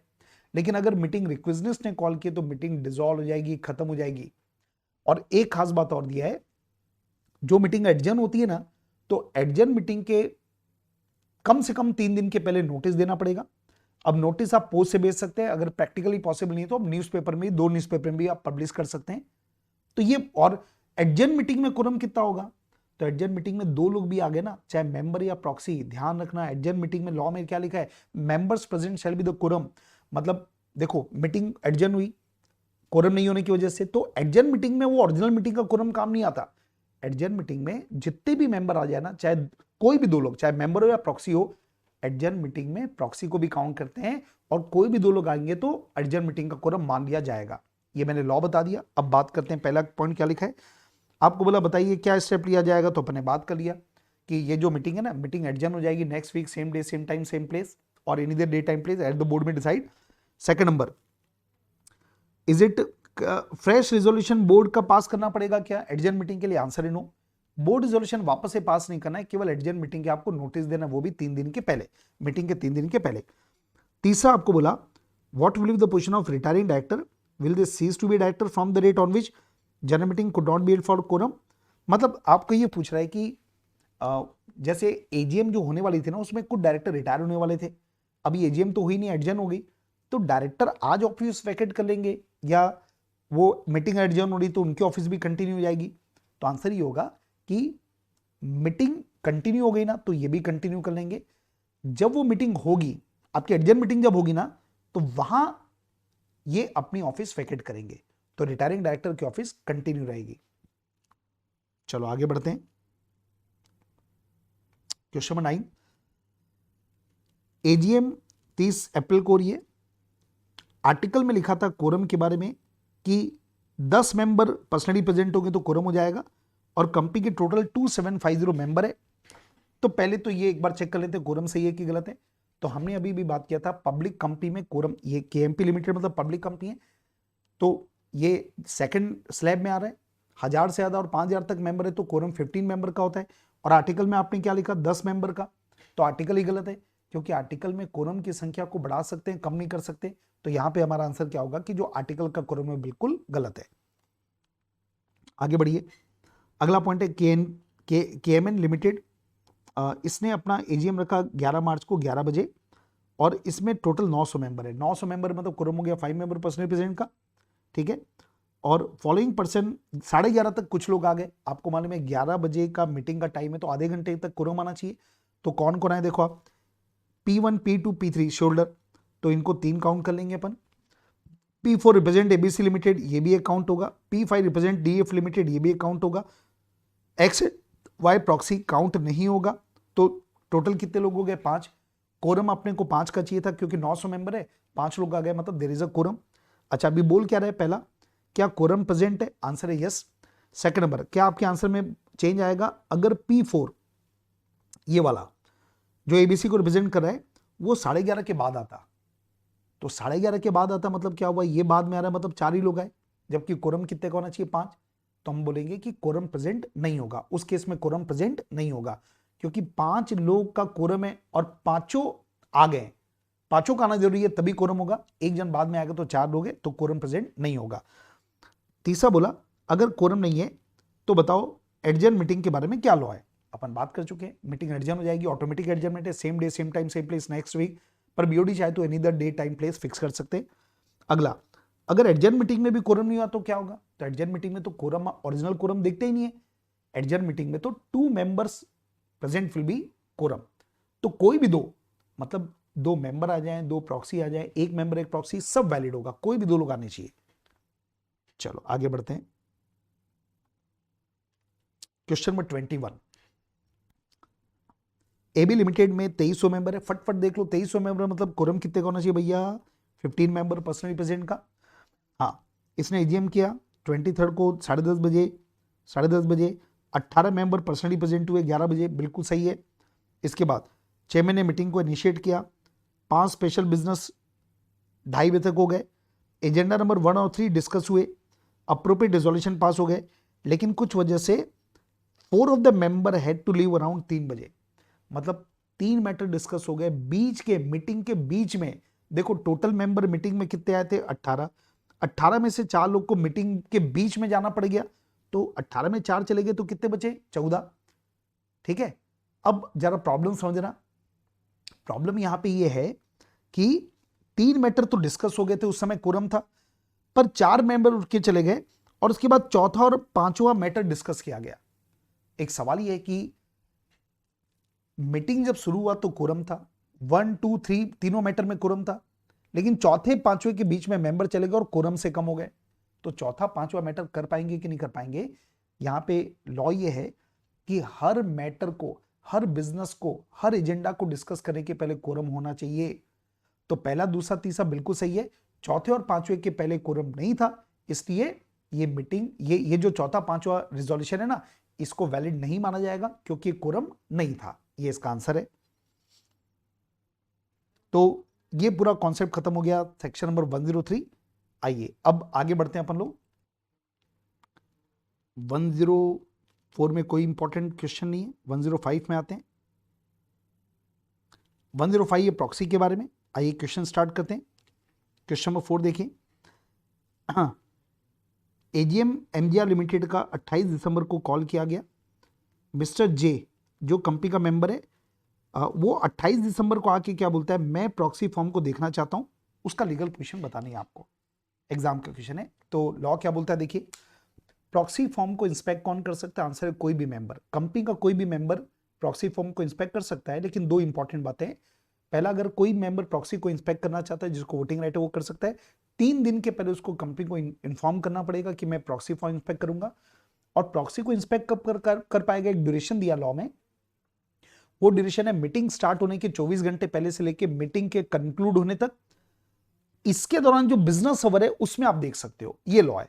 तब यहां पर देखो प्रॉब्लम ही क्या हो रही है, मीटिंग कब होने वाली है? 28 दिसंबर। और वो सीधा 28 दिसंबर को आके क्या बोला कि मैं प्रॉक्सी फॉर्म देखना चाहता हूं, तो ये वैलिड नहीं होगा, क्योंकि उसको कम से कम 3 दिन पहले कंपनी को नोटिस देना चाहिए था। उसने नोटिस नहीं दिया, तो उसका इंस्पेक्शन उसको नहीं मिलेगा।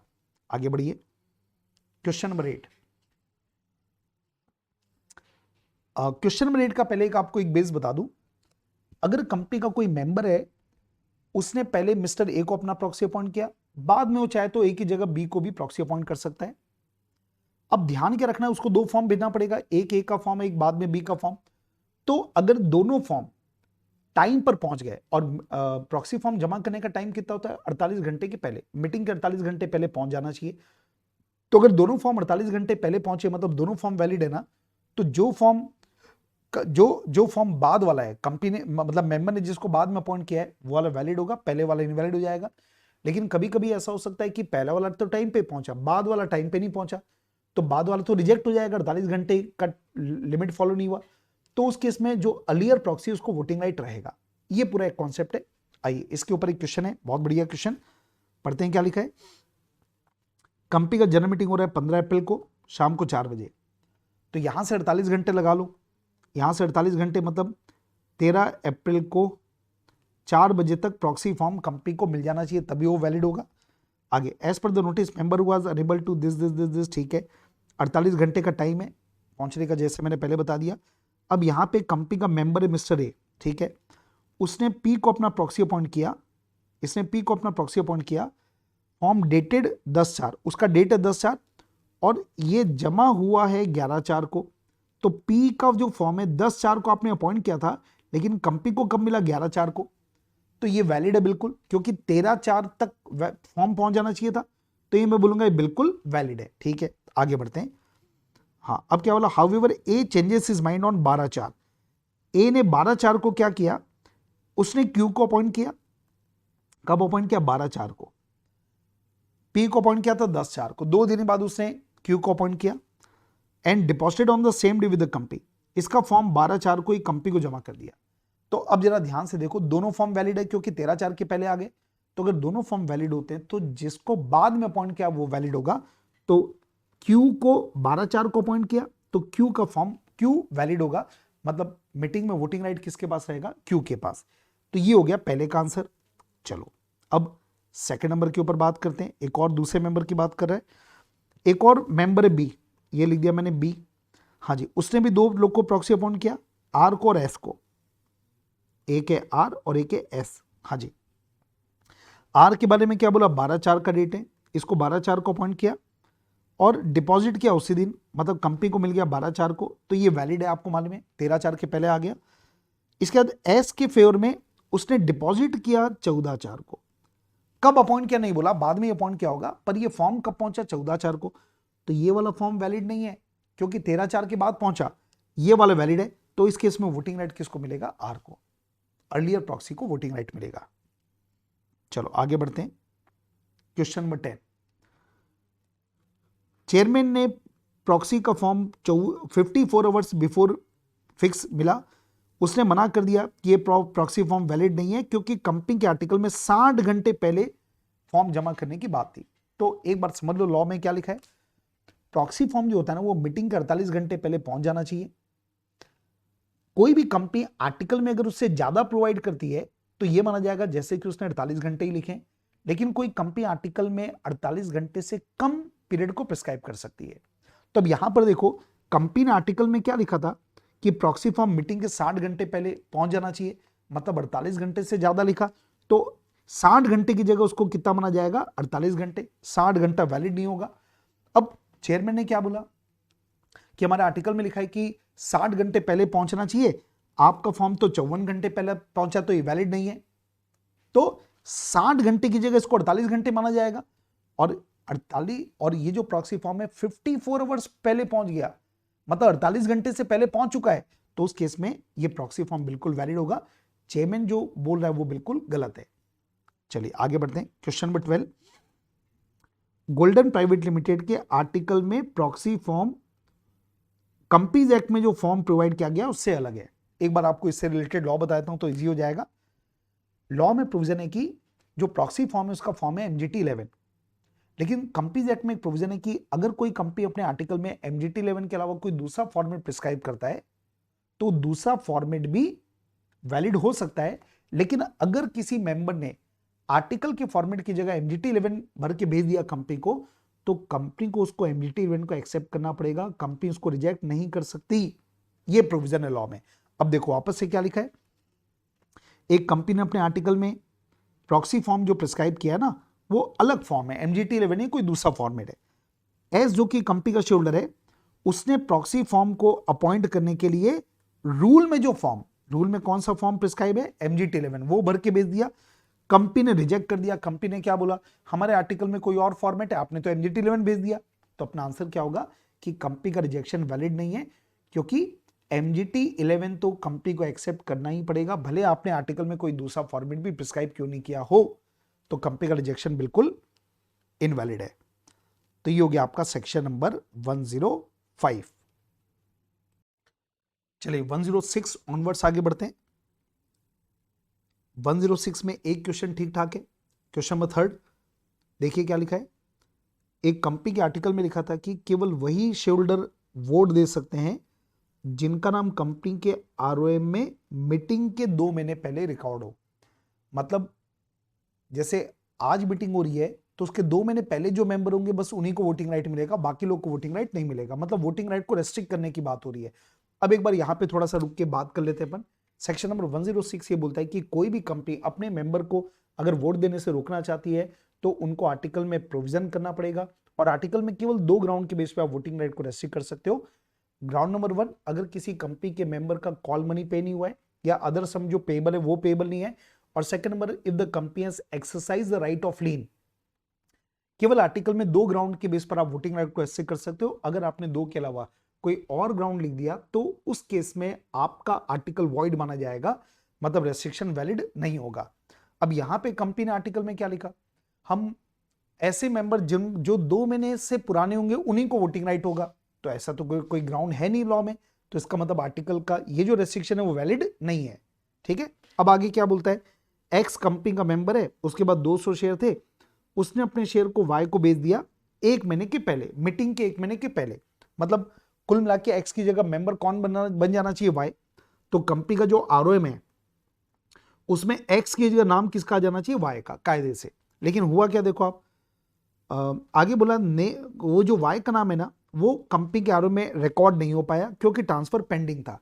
तो कुल मिला के एक्स ने वाई को शेयर बेच तो दिया, लेकिन आरओएम में अभी भी वाई का नाम रिकॉर्ड नहीं है। वाई का नाम किसका लिखा है, एक्स का। तो लॉ में प्रोविजन ये है कि जो राइट है ना वो मेंबर को मिलता है, और मेंबर का मतलब जिसका नाम आरओएम में लिखा है। तो कुल मिला के वोटिंग राइट किसके पास रहेगा, एक्स के पास इस केस में। अच्छा आगे क्या हुआ, एक्स ने मीटिंग अटेंड किया, लेकिन एक्स को कंपनी ने मीटिंग में वोट देने से रोक दिया। किस ग्राउंड पर, कि उसके पास शेयर एक स्पेसिफाइड पीरियड के लिए नहीं थे।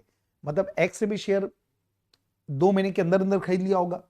तो अब सवाल यह है कि क्या कंपनी जो एक्स को रोक रहा है, वाई को तो क्यों रोका गया भाई, वाई तो पिक्चर में नहीं, क्योंकि उसका नाम अभी तक आया नहीं आरओएम में। तो रिकॉर्ड में नाम एक्स का है तो एक्स ही मेंबर कहलाएगा। लेकिन कंपनी ने एक्स को क्या बोला, तुम्हारे पास 2 महीने से पहले के शेयर नहीं, इसलिए हम तुमको वोटिंग राइट नहीं देंगे। तो आंसर इसका होगा कि आर्टिकल में आप 2 के अलावा कोई तीसरा ग्राउंड नहीं लिख सकते, इसलिए यहां पर एक्स को जो रोका जा रहा है वो गलत है। एक्स को रोकना गलत है, मतलब एक्स को वोटिंग राइट मिलेगा, कंपनी जो रोक रहा है वो बिल्कुल गलत है। आगे बढ़ते हैं। हाँ, एक 107 से रिलेटेड एक क्वेश्चन है। क्वेश्चन 1 है, क्या एक इंसॉल्वेंट शेयर होल्डर को वोट देने से वोट दे सकता है क्या, शो ऑफ हैंड से वोट दे सकता है क्या? तो देखो भैया, वोटिंग राइट किसको मिलता है? मेंबर को। और मेंबर का मतलब क्या होता है? ऐसा पर्सन जिसका नाम कंपनी के आरओए में रिकॉर्डेड है। तो अगर एक कंपनी का मेंबर इंसॉल्वेंट हो गया लेकिन उसका नाम अभी भी आरओए में लिखा हुआ है, क्योंकि कोर्ट ने कंपनी को अभी तक बताया नहीं, तो कंपनी को पता ही नहीं है कि इंसॉल्वेंट है। क्योंकि आपको मालूम है, जब कोई मेंबर इंसॉल्वेंट होता है ना, तो उसके सारे अधिकार उसके ऑफिशियल रिसीवर को मिल जाते हैं, लेकिन ऑफिशियल रिसीवर का नाम कंपनी के आरओए में आया नहीं ना अभी, तो इसलिए कंपनी की नजर में तो मेंबर अभी भी कौन है? इंसॉल्वेंट। तो उस केस में इंसॉल्वेंट मीटिंग में आ भी सकता है, वोटिंग राइट भी एक्सरसाइज कर सकता है। तो इंसॉल्वेंट का नाम जब तक आरओए में, तो मेंबर है और वोटिंग राइट एक्सरसाइज करेगा। सेकंड नंबर का क्वेश्चन है, ये जॉइंट होल्डर की वोटिंग के बारे में आपको बोलता है कि मिस्टर और मिसेस अय्यर, पति पत्नी दोनों कंपनी के मेंबर है, दोनों कौन है? Joint holder. तो ये दोनों मीटिंग में आ गए। अभी मीटिंग में कोई मैटर चल रहा था, उस मैटर में क्या हुआ? मिस्टर अय्यर फेवर में वोट देना चाहते हैं, मिसेस अय्यर अगेंस्ट में वोट देना चाहती, तो कैसे होगा? तो कुल मिला के क्वेश्चन किससे रिलेटेड है कि जॉइंट होल्डर के केस में वोटिंग राइट किसको मिलेगा? दोनों को कि एक को? तो यहाँ पे लॉ में प्रोविजन है कि जॉइंट होल्डर अगर है, अगर जॉइंट होल्डर का केस है, तो जिसका नाम पहले नंबर पे लिखा है आरओए में, उनको सीनियर मेंबर माना जाता है और उसको वोटिंग राइट मिलेगा। तो अब मिस्टर अय्यर और मिसेस अय्यर में जिसका भी नाम आरओएम में पहले नंबर पे लिखा रहेगा, उसके पास वोटिंग राइट होगा, दूसरे के पास वोटिंग राइट नहीं होगा। इसके बाद अगला कॉन्सेप्ट है 108, ये वोटिंग बाय इलेक्ट्रॉनिक मोड का कॉन्सेप्ट है। तो इसमें पहले मैं थोड़ा सा आपको ना लॉ को रिकॉल करना चाहता हूं, इंपॉर्टेंट बातें क्या है। इलेक्ट्रॉनिक वोटिंग सेक्शन नंबर 108, ये 108 का जो लॉ है ना, ये सेक्शन 108 में प्लस इसका रूल 20 है। रूल 20 में क्या लिखा है देखिए, सबसे पहले कि इलेक्ट्रॉनिक वोटिंग का मतलब ये हो गया कि 108 हर कंपनी को ये पावर देता है जिनके ऊपर ये लॉ एप्लीकेबल है। पहले बात करते थे लॉ किसके ऊपर एप्लीकेबल है। 108 का लॉ दो कंपनी के ऊपर एप्लीकेबल है, पहला ऐसी कंपनी जो लिस्टेड है और दूसरा ऐसी कंपनियां जिसमें कम से कम 1000 मेंबर है। तो इन कंपनियों को, इन दो कंपनियों को अपने मेंबर को ये ऑप्शन देना पड़ता है कंपल्सरली कि मेंबर जनरल मीटिंग में या तो खुद आ सकते हैं, आके वोट दे सकते हैं, या घर में बैठ के इलेक्ट्रॉनिक वोटिंग भी कर सकते हैं। अब इलेक्ट्रॉनिक वोटिंग में और क्या कॉन्सेप्ट है, कुछ इंपॉर्टेंट वर्ड बता दूं आपको। पॉइंट नंबर 6 इसका इंपॉर्टेंट है। इलेक्ट्रॉनिक वोटिंग कब होता है? तो यहां पे लॉ में लिखा है कि जनरल मीटिंग जब चालू हो रही ना, जनरल मीटिंग के कम से कम, मतलब इलेक्ट्रॉनिक वोटिंग के लिए कम से कम 3 दिन के लिए आपको वोटिंग ओपन रखना पड़ेगा। कम से कम 3 दिन के लिए आपको वोटिंग ओपन रखना पड़ेगा। लेकिन जो इलेक्ट्रॉनिक वोटिंग है ना, वो क्लोज हो जानी चाहिए डेट ऑफ जनरल मीटिंग के एक दिन पहले की 5 बजे। इसका मतलब क्या हुआ? अगर मान लीजिए 30 अक्टूबर को, अगर 30 अक्टूबर को आपकी जनरल मीटिंग हो रही है शाम को 5 बजे, तो उस केस में जो आपका ई वोटिंग है वो एंड कब होना चाहिए? 29 अक्टूबर को। जनरल मीटिंग तो कभी भी हो सकती है, मान लो 5 बजे छोड़ दो, 4 बजे हो रही है मान लो, तो आपका जो ई वोटिंग है ना वो कंक्लूड कब होगा? एक दिन पहले 29 अक्टूबर को शाम को 5 बजे ई वोटिंग क्लोज हो जाना चाहिए, उसके बाद तक नहीं कर सकते। और ई वोटिंग 3 दिन के लिए कम से कम ओपन रखना पड़ेगा। ठीक है, मतलब 29, 28 और 27, मतलब 27 अक्टूबर से लेके 29 अक्टूबर तक मिनिमम आपको 3 दिन का ऑफर अपने मेंबर को देना पड़ेगा। तो कुल मिला के ऐसा बोल सकता हूं मैं, वो जो दो कंपनी ना, लिस्टेड कंपनी और 1000 मेंबर वाली कंपनी, उनके मेंबर को दो ऑप्शन होते हैं, वो चाहे तो ई वोटिंग कर सकते हैं और चाहे तो जनरल मीटिंग में जाके वोट भी कर सकते हैं। अब option for E remote e voting है, मैंने बता दिया। अब ये मान लीजिए कि ऐसा मेंबर जो ई वोटिंग कर चुका है घर में बैठ के, क्या वो मीटिंग अटेंड कर सकता है क्या? आंसर इज यस, वो जनरल मीटिंग अटेंड कर सकता है, लेकिन वो मीटिंग में आके अपने वोट को बदल नहीं सकता और मीटिंग में आके वोट नहीं कर सकता। ये दो पावर नहीं होगा, लेकिन वो मीटिंग अटेंड जरूर कर सकता है। ठीक है, फिर बाकी तो ठीक है। ये जो ई वोटिंग जब भी होती है ना रिमोट वोटिंग में, तो यहाँ पे कंपनी को स्क्रूटाइजर अपॉइंट करना पड़ता है, वो सीएस वगैरह होते हैं। फिर वोट काउंटिंग करता है। जो वोट काउंटिंग होता है ना, सबसे पहले जनरल मीटिंग के वोट काउंट होते हैं, उसके बाद में जो ई वोटिंग का ई वोटिंग जो मेंबर करते हैं ना, उनका वोट ई अनब्लॉक होगा। फिर general meeting plus electronic voting दोनों को जोड़ा जाएगा, कितने फेवर में कितने अगेंस्ट में, उसके अनुसार फैसला लिया जाता है। ठीक है सर, हाँ ये बस इतनी कुछ खास बातें मैंने आपको बता दिया। अब मैं वापस से इस क्वेश्चन पे आता हूं। 108 के लॉ में क्या कुछ क्वेश्चन खास है? हाँ जी, देखो क्या लिखा है। क्वेश्चन है explain the provision of e voting in general meeting. पहला बोला ए एंड हिज वाइफ दोनों का जॉइंट डीमेट अकाउंट है इस कंपनी में, तो वोटिंग राइट किसको मिलेगा? आंसर है जिसका नाम कंपनी के आरओ में पहले नंबर पे लिखा है उसको ई वोटिंग का पावर मिलेगा, वोटिंग का फैसला उसी को मिलता है। एजीएम होने वाला 7 सितंबर को, तो आपको बताना है कि ई वोटिंग का पीरियड क्या होगा और ई वोटिंग कब तक क्लोज हो जाना चाहिए। तो अभी अभी अपन ने बात किया, देखो मैं सीधा आंसर दिखाता हूं आपको कि आपकी मीटिंग जो है ना वो 7 सितंबर को है, तो एक दिन पहले मतलब 6 सितंबर को 5 बजे क्लोज हो जाना चाहिए। और कब तक चालू करना, मतलब स्टार्ट कब होना चाहिए, ओपन कब होना चाहिए? 4 सितंबर को, 4, 5, 6। तो 4 तारीख को लेके, 4 तारीख से पहले भी ओपन कर सकते हो आप, लेकिन 4 तारीख को तो ओपन करना ही पड़ेगा। 4 तारीख से लेके 6 तारीख तक का ई वोटिंग का पीरियड रहेगा। इसके बाद 109, ये पोलिंग का लॉ है। पोलिंग के लॉ में क्या लिखा है कि कोई भी रिजोल्यूशन में जनरल मीटिंग अगर बोल रहे हैं तो रिजोल्यूशन या तो शो ऑफ हैंड से होता है या पोलिंग से होता है। पोलिंग कौन डिसाइड करेगा? तो चेयरमैन कर सकता है। और दूसरा पॉइंट है अगर कंपनी के कम से कम 110 मेंबर डिमांड करते तो चेयरमैन को पोलिंग कराना पड़ेगा। और एक लॉ 109 में एक और दिया हुआ है कि जिन मेंबर ने पोलिंग की डिमांड की ना वो कभी भी पोलिंग की डिमांड को विड्रॉ कर सकते हैं, कभी भी। ये लॉ में प्रोविजन है। चलो अब इसके ऊपर कुछ क्वेश्चन है। एक कंपनी का एजीएम हुआ, इसमें 80 मेंबर प्रेजेंट और पर्सन प्रॉक्सी थे। 1/10 मेंबर ने पोलिंग की डिमांड किया, मोर देन 110 ने। चेयरमैन ने रिजेक्ट कर दिया इस ग्राउंड पर कि केवल member in person he demand कर सकते हैं। तो सवाल ये उठता है कि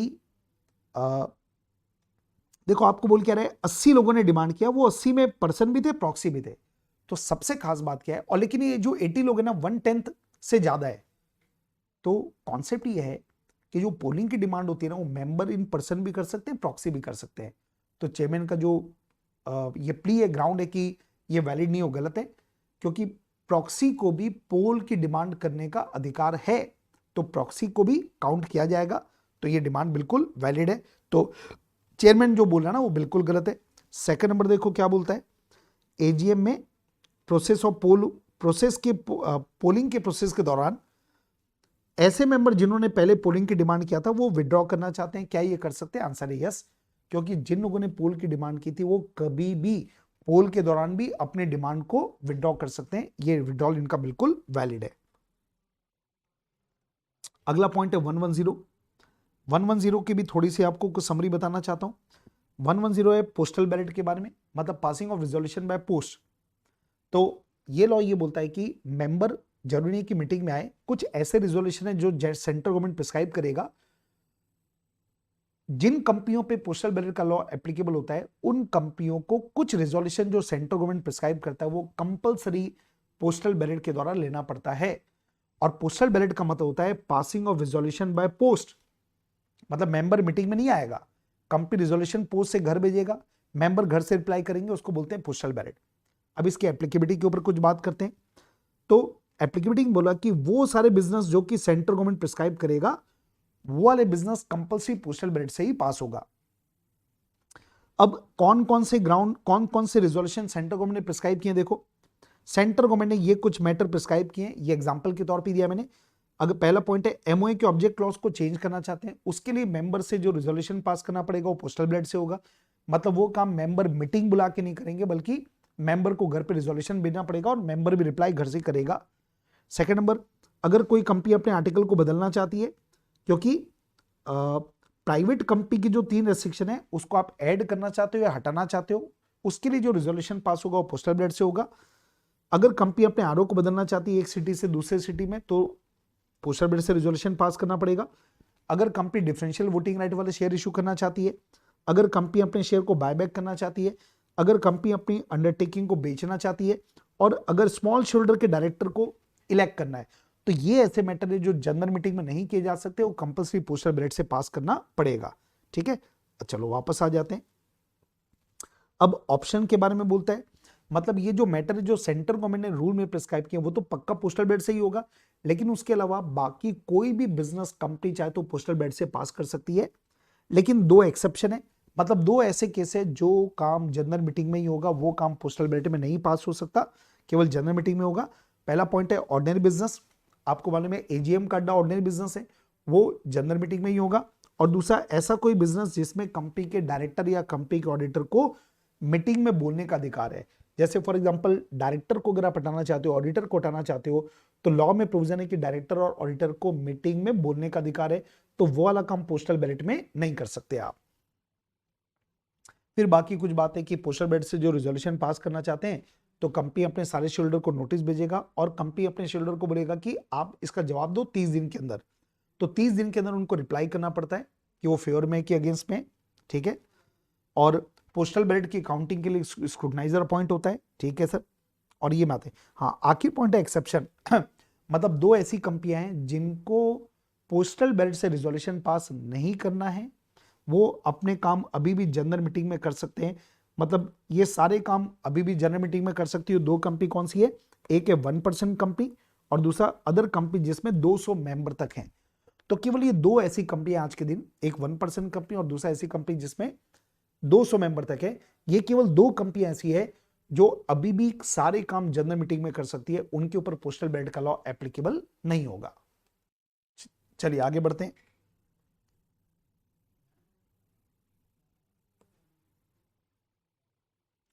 ये क्वेश्चन है 110 के ऊपर, आपको बोलना है कि इनमें से कौन से रिजोल्यूशन पोस्टल बैलेट से पास करने पड़ेंगे। अभी पढ़ा, पहला है डीवीआर वाले शेयर इशू करना, बिल्कुल पोस्टल बैलेट से ही पास करना पड़ेगा। अपनी अंडरटेकिंग को बेचना चाहते हो पोस्टल बैलेट से ही पास करना पड़ेगा। बायबैक करना चाहते हैं पोस्टल बैलेट से, मतलब तीनों के तीनों रिजोल्यूशन पोस्टल बैलेट से पास करने पड़ेंगे। इसके बाद 111 में कोई क्वेश्चन नहीं है। हाँ 112 में 113 में एक क्वेश्चन है, पढ़िए क्या लिखा है। एक कंपनी अल्फा लिमिटेड, उसके पास बीटा लिमिटेड के शेयर है, मतलब अल्फा लिमिटेड हो गया मेंबर बीटा लिमिटेड का। अभी अल्फा लिमिटेड ने एक रेजोल्यूशन पास करके मिस्टर एम और क्यू को दोनों को अपना रिप्रेजेंटेटिव अपॉइंट किया एजीएम अटेंड करने के लिए। देखो एक बार लॉ बता दो आपको, सेक्शन 113 बोलता है कि अगर एक कंपनी के मेंबर कोई दूसरी बॉडी कॉर्पोरेट है, तो एक कंपनी की जब मीटिंग होगी तो सारे मेंबर को बुलाएंगे, तो बॉडी कॉर्पोरेट को भी नोटिस दिया जाएगा कि आइए। अब बॉडी कॉर्पोरेट तो एक कंपनी खुद तो आ नहीं सकती, तो वो 113 में बॉडी कॉर्पोरेट को पावर है कि वो अपने बदले में रिप्रेजेंटेटिव को अपॉइंट करती है अपने बदले में वोट डालने के लिए। और अगर वो रिप्रेजेंटेटिव मीटिंग में पहुंचता है ना, तो ऐसा माना जाता है जैसे कि बॉडी कॉर्पोरेट खुद मीटिंग में पर्सनली प्रेजेंट है। अब यहाँ पे सबसे खास बात लॉ में लिखा है कि वो जो बॉडी कॉर्पोरेट है ना, वो अपने बदले में केवल एक सिंगल रिप्रेजेंटेटिव अपॉइंट कर सकती है, वो अपने दो रिप्रेजेंटेटिव अपॉइंट नहीं कर सकती। लॉ में लैंग्वेज ऐसी है। तो यहां पे गड़बड़ी क्या हो गई कि जो कंपनी है अल्फा लिमिटेड, इसने एम को और क्यू को दो लोग को रिप्रेजेंटेटिव अपॉइंट कर दिया, जो कि गलत है। तो एक बॉडी कॉर्पोरेट अपने बदले में वोट देने के लिए केवल एक रिप्रेजेंटेटिव को अपॉइंट कर सकती है। खत्म, आगे बढ़िए।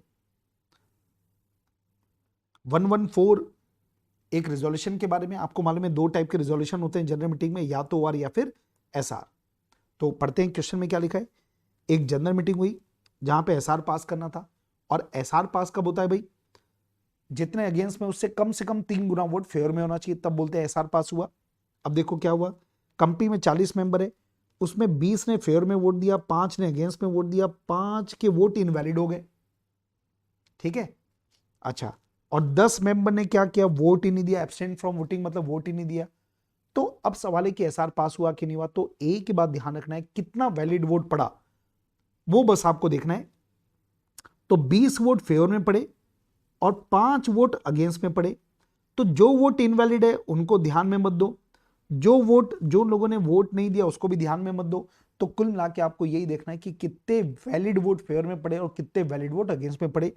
तो यहां पे 5 अगेंस्ट में 20 फेवर में, मतलब हम मानेंगे कि एसआर पास हो गया। आगे बढ़िए, ये एक यूनिक क्वेश्चन है। एक कंपनी है, उसने अपने नोटिस में लिखा कि हम 9 बिजनेस एजीएम में ट्रांजैक्ट करेंगे, उसमें से 2 ऐसे बिजनेस हैं, इसमें आप राहु को और प्रणव को अपना डायरेक्टर अपॉइंट करना चाहते हो, ये 2 बिजनेस है। चेयरमैन ने क्या किया, ये डिसाइड किया कि सारे के सारे 9 बिजनेस हम एक रिजोल्यूशन से पास करेंगे। अब ये बड़ा ही इंपॉर्टेंट और अलग टाइप का लॉ है, इसके बारे में सुनिएगा। एक सवाल है, एक मीटिंग आपने कॉल किया, उसमें 9 बिजनेस आपको डिस्कस करने, 9। तो क्या चेयरमैन ऐसा बोल सकता है पूरे 9 बिजनेस एक साथ सुना दिए मेंबर को, और क्या बोला तुम फेवर में कि अगेंस्ट में बताओ।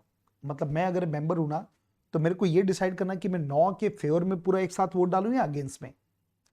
तो ये तो गलत बात है। होना क्या चाहिए, हर मैटर के ऊपर डिस्कशन होना चाहिए कि ये मैटर में कौन फेवर है कौन अगेंस्ट में, इसके ऊपर। मतलब नॉर्मली क्या होना चाहिए, हर मैटर के ऊपर अलग अलग वोटिंग होनी चाहिए। मतलब आपको 9 रिजोल्यूशन पास करना चाहिए अलग अलग। लेकिन सवाल है कि क्या ऐसा हो सकता है क्या कभी कि जिसमें पूरे के पूरे 9 मैटर एक साथ डिस्कस हो जाए कि फेवर में हो कि अगेंस्ट में हो? तो आंसर है ये भी हो सकता है। लेकिन अगर अगर आप 2 या 2 से ज्यादा मैटर एक रिजोल्यूशन से पास करना चाहते हो तो तभी पॉसिबल हो पाएगा जब जितने मेंबर बैठे ना उन सब की कंसेंट ले ली जाए, यूनिमस रिजोल्यूशन पास किया जाए। मतलब ये हो गया कि अगर कोई चेयरमैन एक रिजोल्यूशन से एक से ज्यादा मैटर पास करना चाहता है तो पहले ये मैटर को मेंबर के सामने रखा जाएगा कि क्या हम 9 मैटर एक साथ रिजोल्यूशन पास कर लें। अगर सारे मेंबर हां बोलते हैं तभी हो सकता है, पहली बात। दूसरी बात, लेकिन एक ऐसा मैटर है जो कभी भी जिसको अलग अलग ही पास करना पड़ेगा, उसको आप एक साथ नहीं पास कर सकते, और वो है अपॉइंटमेंट ऑफ डायरेक्टर। तो जब भी अपॉइंटमेंट ऑफ डायरेक्टर का मैटर होगा ना तो उसको सेपरेट रिजोल्यूशन से पास करना पड़ेगा।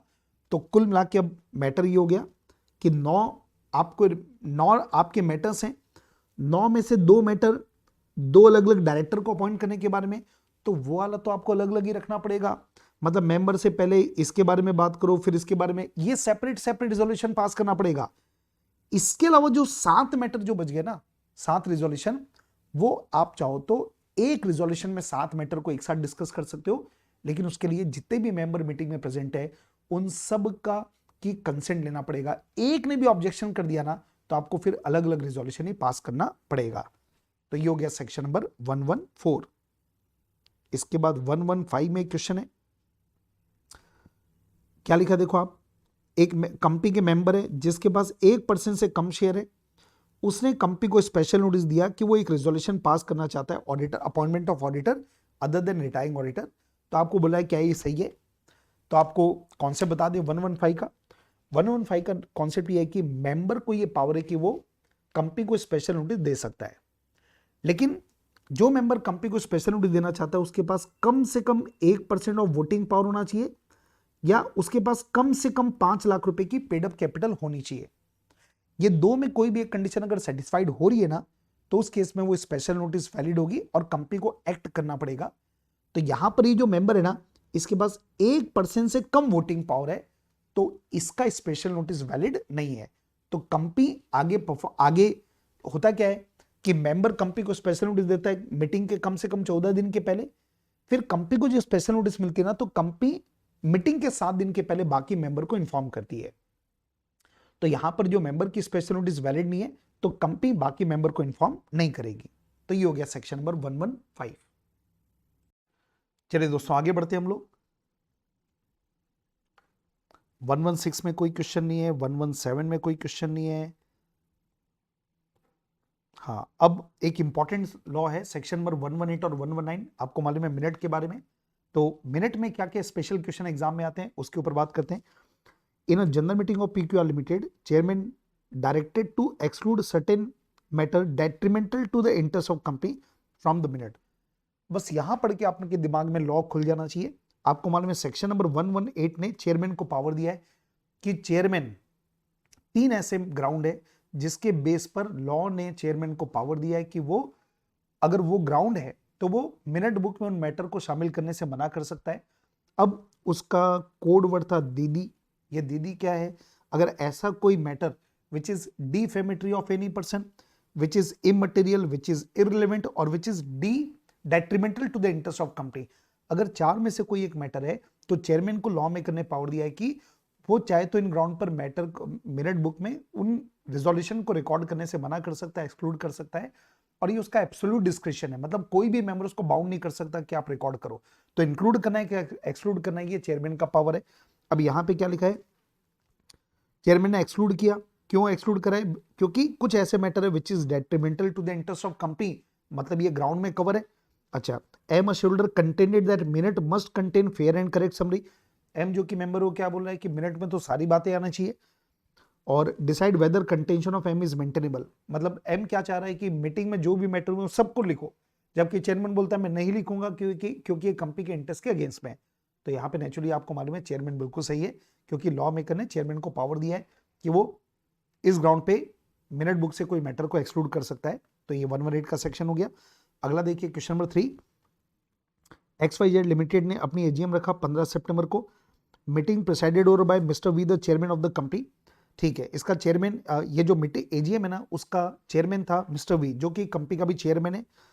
On 17 September mister V the chairman without signing the minute of the meeting left India to look after his father. मतलब ये जो चेयरमैन था ना वो इंडिया से बाहर चले गया मिनट बुक साइन किए बिना। ठीक है जी। अब पहली बात तो है कि ये एजीएम की मिनट बुक की बात हो रही है, और एजीएम का मतलब हो गया जनरल मीटिंग का मिनट। ठीक है, आगे क्या बोलता है देखो आप, referring to the present of company state the manner in which minute shall be signed in the absence of mister V and by whom. तो पहले आपको लॉ का ज्ञान होना चाहिए इसके मैटर में। 118 ये क्या बोलता है, इसके रूल्स में क्या लिखा हुआ है इस मैटर पे कि जनरल मीटिंग के मिनट को कौन साइन करेगा। पहले मैं पूरा ही रिवाइज कराता हूं आपको। पहला है बोर्ड मीटिंग या कमेटी मीटिंग, जो बीओडी या बीओडी की कमेटी मीटिंग का जो साइन है वो कौन करेगा। तो लॉ में लिखा है कि उसी मीटिंग का चेयरमैन या उसकी जो नेक्स्ट मीटिंग होगी उसका चेयरमैन साइन करता है। सेकंड है जनरल मीटिंग का जो मिनट है वो साइन कौन करेगा, उसी मीटिंग का चेयरमैन। लेकिन अगर वो अगर उसकी डेथ हो गई या अनेबल है, किसी भी वजह से वो साइन नहीं कर पा रहा है, तो उस केस में साइन करेंगे by a director duly authorize by BOD. मतलब उसके एब्सेंस में बीओडी एक मीटिंग कॉल करेंगे और डायरेक्टर को ऑथराइज करेंगे, वो जो डायरेक्टर वो साइन करेगा, और वो भी 30 दिन के अंदर। और पोस्टल बैलेट का जो मिनट है, पोस्टल बैलेट में जो रिजोल्यूशन पास हुआ है उसको जब मिनट में मीटिंग में मिनट बुक में लिखेंगे तो उसको साइन करता है बीओडी का चेयरमैन। और अगर उस समय बीओडी का कोई चेयरमैन नहीं है या अनेबिलिटी है किसी भी वजह से, तो उस केस में it will be sign by director duly authorize by board within 30 days. ये लॉ है। अब यहां पे जनरल मीटिंग का जो चेयरमैन है वो साइन नहीं कर पा रहे, तो कौन साइन करेगा, it will be sign by director duly authorize by the board. ठीक है, आगे बढ़ते हैं सर। ये 118 119। हाँ, इसके बाद एक 119 के ऊपर एक क्वेश्चन है। 118 इंस्पेक्शन ऑफ जनरल मीटिंग का मिनट के ऊपर है। तो यहाँ पे लॉ में क्या लिखा है कि जो जनरल मीटिंग का मिनट है वो रजिस्टर्ड ऑफिस में रखना पड़ता है, और इसके जो मिनट्स है उसको कोई भी मेंबर इंस्पेक्ट कर सकता है फ्री ऑफ कॉस्ट। और इंस्पेक्शन का जो टाइम है वो बिजनेस आवर है, लेकिन कंपनी अपने आर्टिकल में बिजनेस आवर को रेस्ट्रिक्ट कर सकती है, लेकिन एक दिन में कम से कम 2 घंटे आपको इंस्पेक्शन के लिए देने ही पड़ेंगे। इवन साथ में लॉ में पावर है मेंबर को कि मेंबर चाहे तो कॉपी डिमांड कर सकता है, लेकिन उसके लिए फीस लगेगी। अगर मेंबर ने कोई कॉपी डिमांड किया तो कंपनी की जवाबदारी कि विद इन 7 डेज उनको कॉपी अवेलेबल कराए। ठीक है, अब ये लॉ है। अब क्वेश्चन देखते हैं क्या लिखता है। BOD of all India film producer exhibitor association limited, ये कंपनी के बीओडी ने एक रेजोल्यूशन पास किया that no member who is indulging in activity detrimental to the interest of company be permitted to examine the records और obtain copies thereof. इन लोगों ने एक रेजोल्यूशन पास किया कि अगर हमारे कंपनी का मेंबर कोई ऐसी एक्टिविटी कर रहा है जो कंपनी के इंटरेस्ट के विरुद्ध है, तो हम उसको न तो इंस्पेक्शन करने देंगे मिनट बुक को, न उसकी कॉपी अवेलेबल कराएंगे। A member of the company who is also a member of rival association, मतलब हमारी कंपनी का एक मेंबर है जो हमारे कॉम्पिटिटर का भी, राइवल का भी मेंबर है, उस कंपनी में मेंबर है, वो इंस्पेक्शन की डिमांड कर रहा है कि मेरे को आरओएम चेक करना है, मेरे को मिनट बुक चेक करना है जनरल मीटिंग का, मेरे को कॉपी चाहिए। तो कंपनी ने उसको रिफ्यूज कर दिया इंस्पेक्शन के लिए, क्योंकि कंपनी के आर्टिकल में ऐसा लिखा, रिजोल्यूशन कंपनी ने पास किया है। तो अब देखिए लॉ में एक ही बात लिखी है कि अगर कंपनी का कोई मेंबर है तो उसको इंस्पेक्शन का पावर है, वो भी फ्री ऑफ कॉस्ट। अगर कंपनी का कोई मेंबर है तो कॉपी डिमांड कर सकता है on payment of certain fees. Law में कोई भी एक्सेप्शन नहीं है कि आप उसको रोक सकते हैं। मतलब जब तक कोई पर्सन आपका मेंबर है, तो भले कोई भी कंपनी में, भले वो राइवल कंपनी के भी मेंबर है, तो आप उसको मना नहीं कर पाएंगे। अगर आप मना करना चाहते हैं तो पहले तो उसकी मेंबरशिप खत्म करो, उसके बाद ही उसको रोका जा सकता है। तो यहाँ पे कंपनीज एक्ट ने ये साफ साफ बोल दिया कि मेंबर जब तक कोई पर्सन है तब तक उसको इंस्पेक्शन के लिए मना नहीं कर सकते, कॉपी के लिए मना नहीं कर पाएंगे। मतलब कुल मिला के हम बोल सकते हैं कि मेंबर को, अच्छा बोलता है कि मेंबर का रेमेडियल एक्शन बताओ, तो मेंबर को रेमेडी है। और लॉ में लिखा है कि अगर कंपनी उसको इंस्पेक्शन या कॉपी से मना करती है तो मेंबर कंपनी के खिलाफ ट्रिब्यूनल के पास जा सकता है, फिर ट्रिब्यूनल कंपनी को इमीडिएट इंस्पेक्शन या कॉपी के लिए बात करेगा। तो ये हो गया 121 122, और इसके साथ आपका मीटिंग मतलब हम लोग ने सेक्शन नंबर 96 से लेके 122 जो कि सबसे इंपॉर्टेंट है पूरे कंपनीज एक्ट का, ये पूरे के पूरे जितने इंपॉर्टेंट सेक्शन है वो कवर कर लिए। मैं आपको एक बात बता दूं, एक्सेल एजुकेशन इंस्टीट्यूट में हमारी पूरी टीम है जो सीए फाउंडेशन सीए इंटर की पूरी क्लासेस लेती है। हर सब्जेक्ट के लिए एक्सपर्ट फैकल्टी है, 20-20 25-25 साल के एक्सपीरियंसेस हैं। और हमारे नोट्स जैसे देख सकते हैं आप, ये हर चैप्टर के बाद में मैंने एक रिवीजन वीडियो के लिए मैंने एक क्यूआर कोड डाला है, उसको स्कैन करके आप जो रिवीजन है वो कर सकते हैं। और हमारे यहाँ से एक बार नहीं, दो बार नहीं, बल्कि 3-3 बार ऑल इंडिया रैंक 1 आए हैं। तो अगर ये चैनल को सब्सक्राइब करके रखिए, अभी बहुत सारी इंपॉर्टेंट वीडियोस आपका इंतजार करें। और अगर आपको वीडियो पसंद आता है, ये कॉन्सेप्ट पसंद आया, तो आप कमेंट कीजिए और आपको क्या हेल्प चाहिए, और अपने दोस्तों को भी फॉरवर्ड कीजिए। हमारे चैनल को सब्सक्राइब कीजिएगा अगर अभी तक नहीं किया तो, और जरूर से वीडियो को लाइक किया होगा अगर आपको कोई फायदा मिला होगा तो। Bye bye.